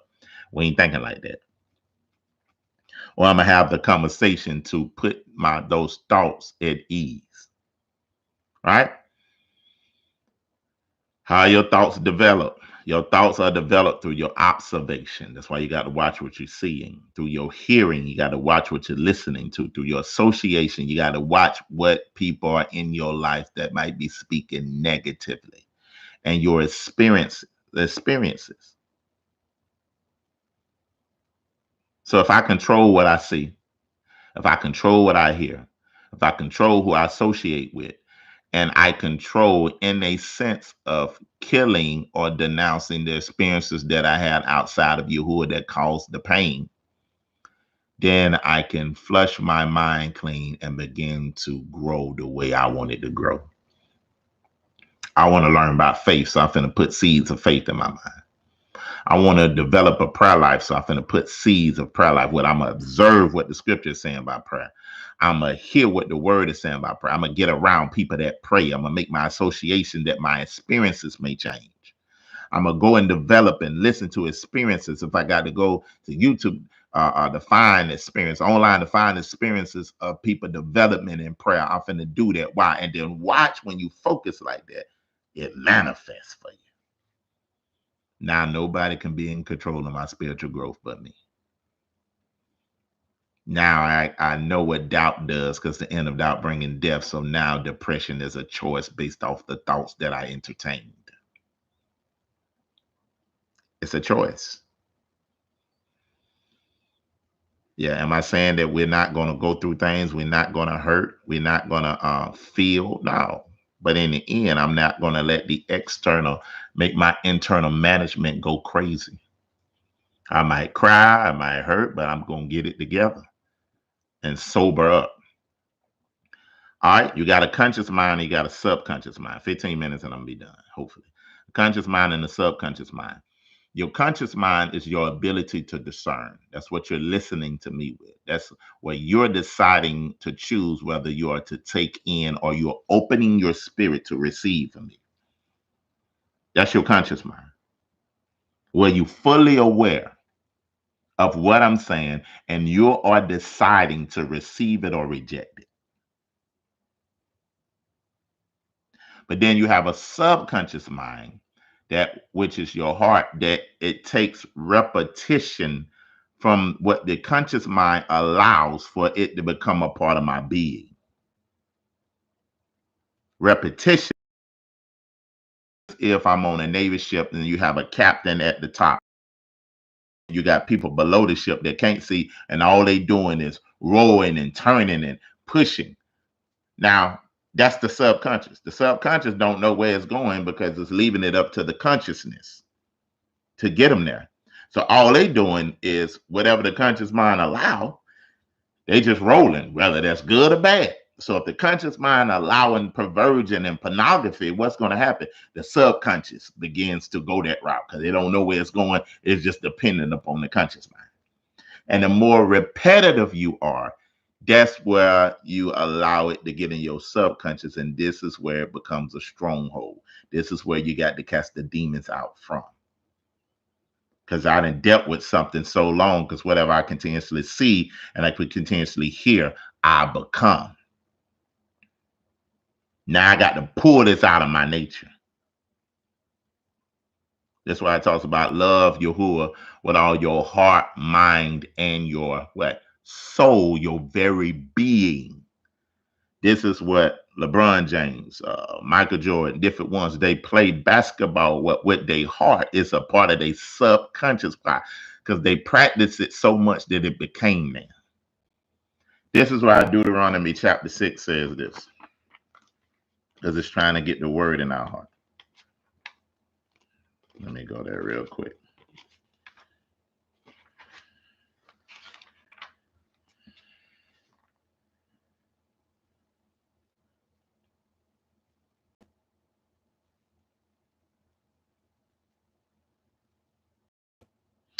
In verse 5, and you shall love Yahuwah with all your heart, with all your soul, and with all your might. And these words which I commanded you this day, you shall be in your heart. You shall repeat them diligently to your children, shall talk of them when you sit down in your house, when you walk by the way, when you lie down, when you rise up, and you shall bind them for a sign upon your hand, and they shall be a token between your eyes. And you shall write them upon the gates, and it shall be when Yahuwah your Elohim have brought you out from the land which he swore to your fathers Abraham, Isaac, and Jacob to give you a greatly and goodly city. Why is he wanting you put it everywhere? Because he's trying to get it in your subconscious. This is why it says when he coming to the when he make a covenant with us again, that he's going to put these laws in our what heart to do them. So you are in control of what you want to get in your heart. If you say, man, I want to become a business owner, I want to be able to own this and do this in business, what do you need to do? Focus this conscious mind on things of business, that you may continue to do it, so your mind, you can plant the seeds of it in your mind, that it can germinate, take root, and then it will begin to manifest. You'll begin to draw business plans to you. You'll begin to draw business people to you. You'll begin to have a brick and mortar, a place to be able to do business. You know, your mind must become your servant. So again, you are in control of what you consciously look at in order to put in your heart. Because once it get in your heart, it has become a part of your being, right? Let me keep going. Your mind also, now pay attention to this. It's very important. Your mind needs a future. This is how you control it. This is how you make it your servant. It needs a future to look or work towards. You can't just let it be. You have to give it a future to work towards. that your mind will be consumed towards this future of whatever it is. But it needs a future. Not only does it need a future, it needs a focus, which is a discipline. Now I see what the end goal is going to be with the future, but what's going to be my route? How can I focus? What I'm going to do on a daily basis? What I'm going to be building? What am I going to be developed so I can keep my mind focused on something that I can make something my ritual, my daily routine, my daily schedule?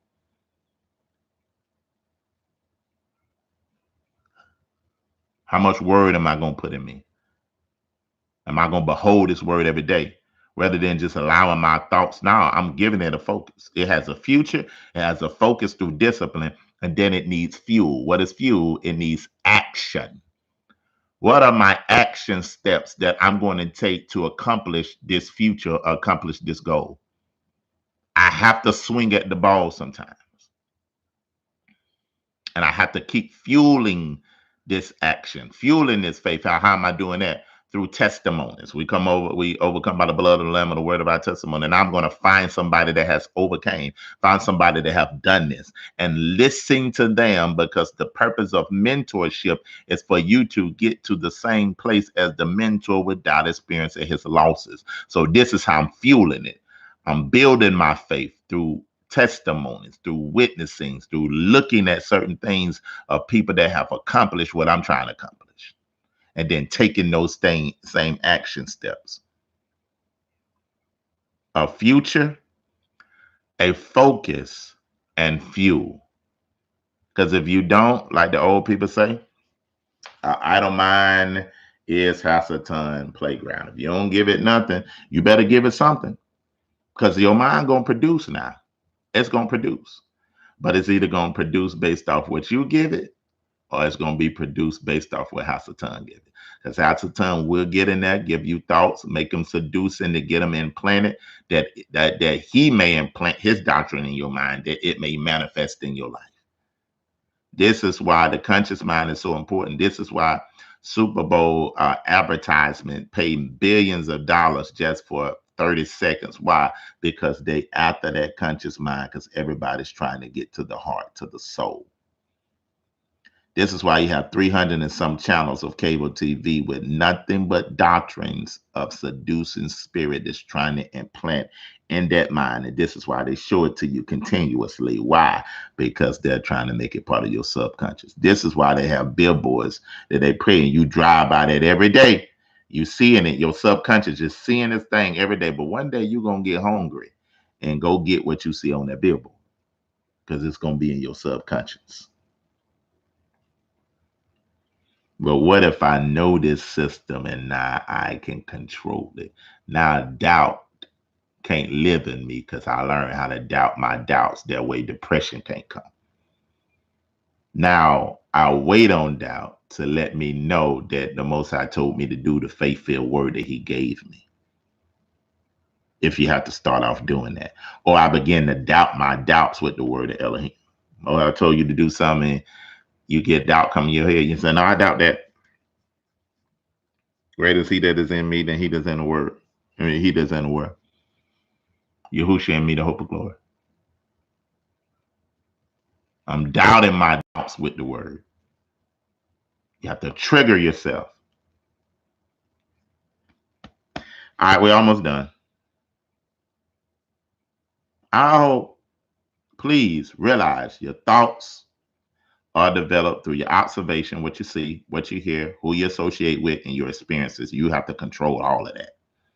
You know you can control your experiences by having the right association, trusting the right people, building yourself with people that have built a pattern of good works.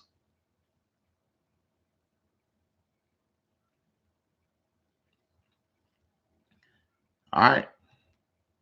I got to give you this, and then we rolling up out of here. All right. I'm giving you more light to overcome the darkness of depression and doubt.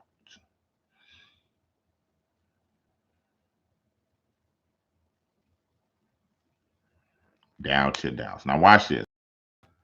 Wish I can show you this, but you'll get it on the PowerPoint. Something in you that's called self-talk. We're going to get into a little practical aspect. Right? Self-talk. It's called self-vocalization system. Research that. Self-vocalization system. That's the voice in our head. That's what that little voice that you hearing when you listening. You're like, self-vocalization system. What that about? Ooh, that's good. What that talking about? I ain't never heard of that. I mean, you talk to yourself. That little voice that's talking while I'm talking. That's called self-vocalization system. It's been measured. Well, yeah, that's a good scripture. I just looked at you. Like the dad says, as a man thinking in his heart, so is he. But as a man continues to think, so he remains. But we have 50,000 self-talks in one day. 50,000. Now, this is what's going on in that brain. 50,000 self-talks in one day. Your brain can talk 4 times as fast as I'm speaking. This is why you have to go back and listen to lessons, because your brain can bend and did something. This is why I say things when I'm teaching. Pay attention. Bring your mind back. Sometimes I get real loud. I might clap my hands. Why? Because I'm trying to trigger you back from that self-talk to align you back to listening. The brain can talk 4 times as fast as I'm speaking. 80% of self-talk is negative or limits you in some type of way. You have to know this is going on. 80% of it is negative. Why? Because we have an evil inclination, nature, a part of us that we're trying to take on the divine nature. But 80% of it is negative, limiting. This is why some people formulate some stuff in their mind completely, and you wonder why. What in the world just happened? How in the world they get that? We are only aware of 5% of the negative talking, unless a situation happens. And when a circumstance happens, then all the negative thoughts, you start becoming aware of it. For every positive thought, that is 4 negative thoughts. Depending on the ratio, will determine if a person is bipolar, manic depression, or schizophrenia. If a person start moving from to every 1 positive thought, he have 8 negative thoughts, he start moving to the bipolar regions. And the first, for every 1 positive thought, that he start moving to 10 negative thoughts, he start moving into the schizophrenia or manic depressive type of status. So if I know this is going on, then I have to change it. Now, the issue is I can't turn this system off. Right? Let me show you something. I can have this notebook in front of you. And I'm telling you all day, hey, don't look at this blue notebook. Don't look at this blue notebook. Stop looking at don't look at this blue notebook. What are y'all doing? You looking at the blue notebook. I can say, don't look at it. Stop looking at it. You're going to look at it. I say, don't think that, don't think that, don't think that. But if I tell you don't look at the blue notebook and put a black one in front of you, you don't see the blue notebook no more. Why? Because now your focus then changed on what's before you now. Now the blue notebook then been replaced. And if it's not getting enough imagery, it eventually dies.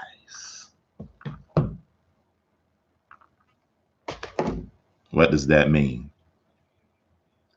Your job is not to try to focus on what not to think, but to focus on replacing the negative thinking with positive thinking, which is the word of Elohim that eventually kills the darkness. because what it has starved it out. Now it's not about what you just got to stop doing, but it's what you have to start doing that replaces what you have to stop, that dies. Because whatever you feed will grow. Whatever you starve will die. What are you feeding? What are you placing? So the objective is not to just kill the system, but to unplug from it. Right? When I know these series of negative thoughts coming, unplug from it. Interrupt it. Stop it. Don't let it sit place.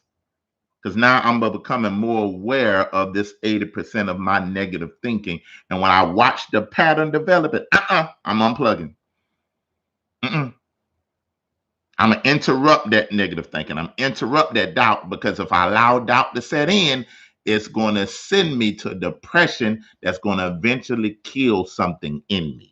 So I unplug from it. How do I unplug from it? If I got to yell out, no, we're not doing that. Or if I got to start singing, if I got to go into prayer, if I got to go into the word, if I got to say, thank you, Yahuwah, if I got to say, Yahuwah Sabaoth, in order to trigger, to interrupt the thinking. Then I go to prayer. Then I get into the word. Then I replace it with the word of Elohim. But I'm not going to sit there and allow this system to happen. I'm aware of the negative self-talk that's 80% limited or will limit me. And how does it work when you get a directive for something you're trying to do? Or when we first tried to start Rebirth, you know how much negative thoughts came out of here? But we're like, where you standing at? We finna hit this thing and go. Oh, you gonna start an Israelite group. You know how many Israelite groups there's already out there? What's gonna make you different? You don't even know everything. What's gonna make you different? You think people want to hear you? Think people want to see y'all? When there's millions of YouTube channels out there?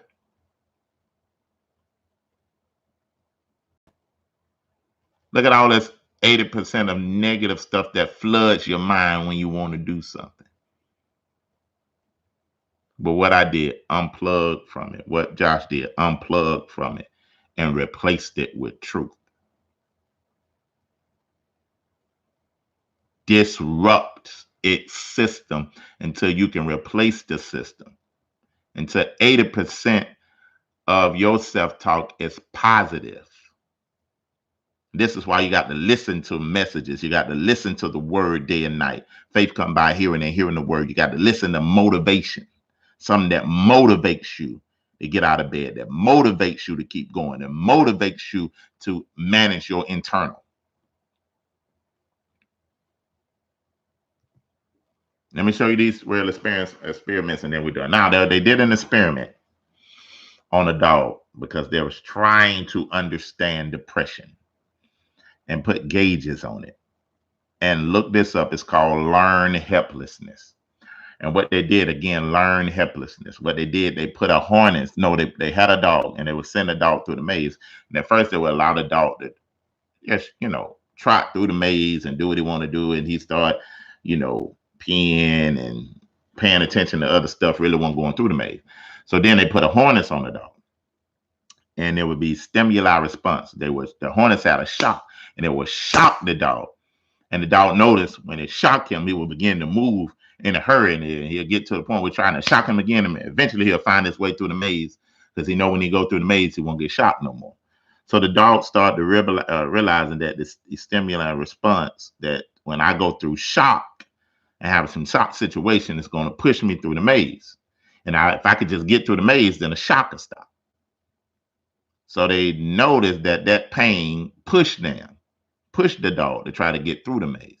But they also set up another instance with the same dog, that they would put the harness on him and shock him, but they didn't allow him to move no further to be able to go through the maze. So he could be shocked, and he's trying to find his way, but he couldn't move because he was still tied up. He'd be shocked again. He's trying to find his way. He couldn't move because he'd be tied up. And they kept shocking him. After a while, the dog gave up and got used to the shocks. the shock. Then he learned to live the shocks. Then they took the harness off him, and he wouldn't move because he was still harnessed in his mind. Now he became numb to his future or getting through the maze. Why? Because he thought it was no way out, that this was going to be his life permanently. So he learned how to stay in a place of helplessness, because now this helplessness gave him attention. So this is why some people have to create the atmosphere of helplessness, because that's all they used to. You can show them the path of freedom. You can show them the way, but they then become so numb to it that they don't even trust it, that they'll rather stay in a place of learned helplessness. And you'll wear yourself out trying to help them, because they think that this is the only way for me. Then they did another experience, right? They was trying to experience what it would be if we're not able to dream. So, and I forgot what the name of this is, but you can look it up. You're not able to dream, right? So what they would end up doing, they would have these individuals, right? They would put them in this room, allow them to go to sleep, put some mechanism over their head, and if they start to dream, they would shock them, they would wake them up. And each time the dream tried to come, they would wake it up. What they noticed about the people, that they became angry, they became irritable, they became frustrated. They just walk around with this heaviness. And then time went on, they said that, well, we want to see what the effects of daydreaming is if you're not able to daydream, right? Daydreaming is really being able to watch that movie, whether it be good or bad, that's in your mind, a faith-filled movie or a movie of fear and doubt, right? That plays in your imagination. So they begin to do the same thing with daydreaming, shock them, but they can't daydream. They can't do this. And the same thing happened. They had to stop because people would get irritable. They would be angry. They would be frustrated. They would become mean individuals. Now, if you take a people that have been built to have negative self-talk, 80%, they built in a nation as slaves. Now, for sure, our percentage is probably greater. You harness them, that they learn helplessness, that they can't get out. And then you take away their ability to dream or move forward. What do you think you're going to have? The only end to that is death and suicide, or the killing of each other. So this is why it's imperative to replace Yahuwah word. So man don't live by bread alone, but every word that proceeded out of the mouth of Yahuwah, to replace the system. Or no, to replace the negative talk and replace it with positive talk. To take that harness off of you through deliverance and letting you see that there is a way of freedom, the way that leads to life. As narrow as a path, only you can follow it, but it will lead you to life. And you have to die to yourself. Pull that harness off. Let that stronghold go off. And allow the Ruach HaKodesh to make you a prisoner of Yahuwah. And allow your dreams to be what Yahuwah desired.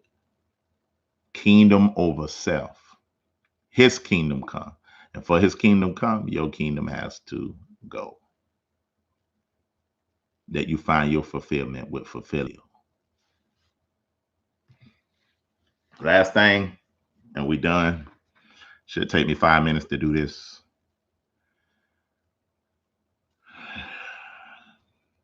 The way to overcome doubt. I said all that to get you to get this. The way to overcome this, what Yahuwah showed me. The way to overcome doubt is through knowledge. The fear of Yahuwah is the beginning of knowledge. Knowledge is the seed of change. Knowledge overcomes doubt and faith overcomes fear because doubt and fear work together. And I give you this example. Take a gun. If you ain't never really used to using a gun, take a gun. I'm gonna use my hand as a gun. This gun, I'm afraid of it because of what it can do to me. And I doubt myself because the low knowledge that I have about this gun. That's why I stay away from it. Right? That's what you might say. So you doubt yourself because you have a lack of knowledge and you're fearful of the gun because of what the gun can do to you.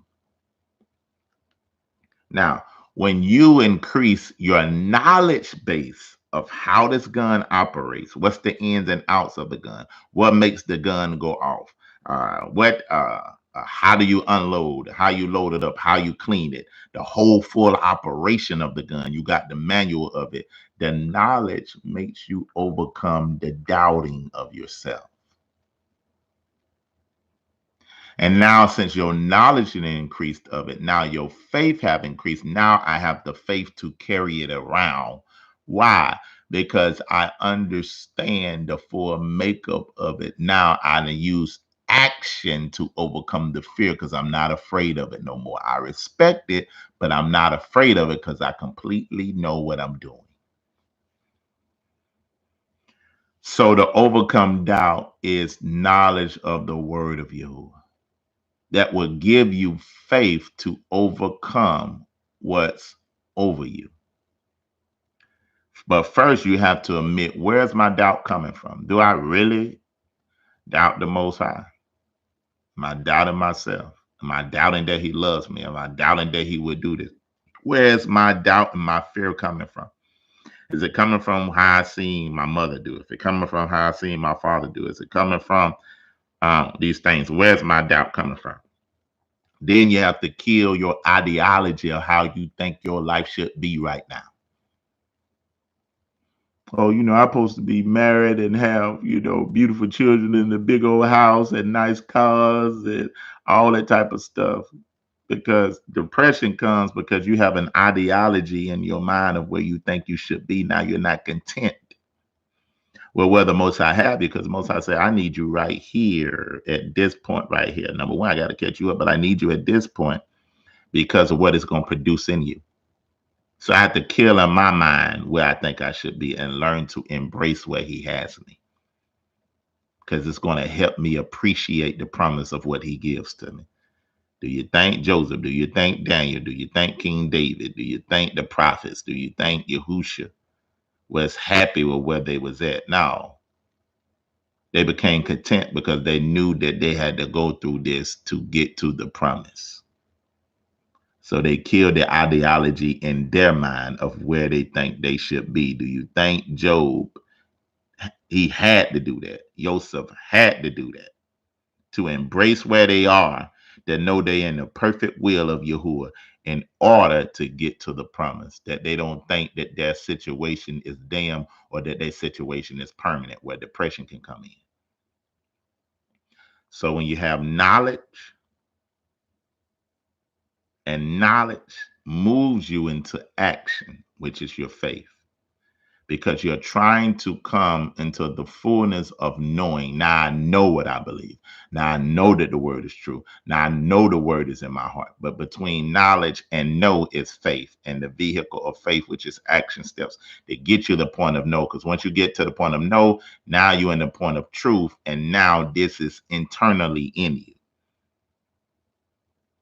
Now you have became trusting Yahuwah with all your heart, lean not to your own understanding, acknowledge Him in all your ways, and He has directed your paths. And when you get to the point of know, now you can become the light that others may see because you know what He done for you. All right. So I hope this able to help y'all. Know it took me 2 hours to get done, but I hope this help you to be able to overcome. Now, there's something you're going to have to listen to like over and over. You want to have to internalize this and get it, that it may help you get it inside of you. Make it your conscious effort to listen to it, to it get into your subconscious, because I promise you, you're going to have some next week. You're going to have some weeks. And now I didn't taught this, and I know I'm going to have challenges, but I am that committed and had a calculated determination that I already practiced this. That's how I'm able to teach it. But that don't stop situations from happening. So we're going to work. We're going to work. We're going to work. And even if you have to say little things, like little stuff, help me. I used to learn this in football. I used to say I get better. My coach would say, get better every day. I would have little phrases for me to internalize. I'm getting better every day.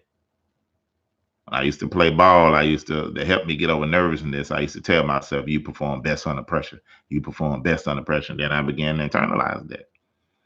I would take pressure of playing in front of people and internalize, because I said it so much in my subconscious and acted upon it that I became it. And I used that with schoolwork, preparing lessons, all that type of stuff. If I didn't get a chance to get it all done when the pressure is on, I embrace it. You see what I'm saying? I don't buckle under it and fall and start acting crazy. When the pressure is on, I rise up to it. You know? So sometimes you got to give yourself a statement to keep you going forward. All right, but I'm finna get off here. Love y'all. Hope this able to really help you get where you need to be. We're going to bid you shalom, shalom, and one more shalom. Overcoming depression and the spirit of doubt. Next time, I probably deal with overcoming perversion and where perversion is coming from. In the spirit of infirmity. We'll see. All right. Love y'all. We're going to get on off here. Well, let me pray for everybody. Yahuwah, we just thank you. We ask that you mix this word with faith, Yahuwah. We ask that you let this permeate throughout their spirit. We ask that they take the practicality of this word. We pray for the protection of their minds and their spirits from attacks, Yahuwah, that they may get this word inside of them and know how to apply it. We pray, Yahuwah, that they get scriptures on overcoming doubt and begin to meditate on those scriptures. They get scriptures on overcoming depression, Yahuwah, and they begin to meditate on those scriptures where they see it day and night, that it becomes a part of their subconscious, that they're able to speak these things. Yahuwah, we give y'all glory, we give y'all honor, we give y'all praise in the name of Yahusha. Hallelujah. Shalom.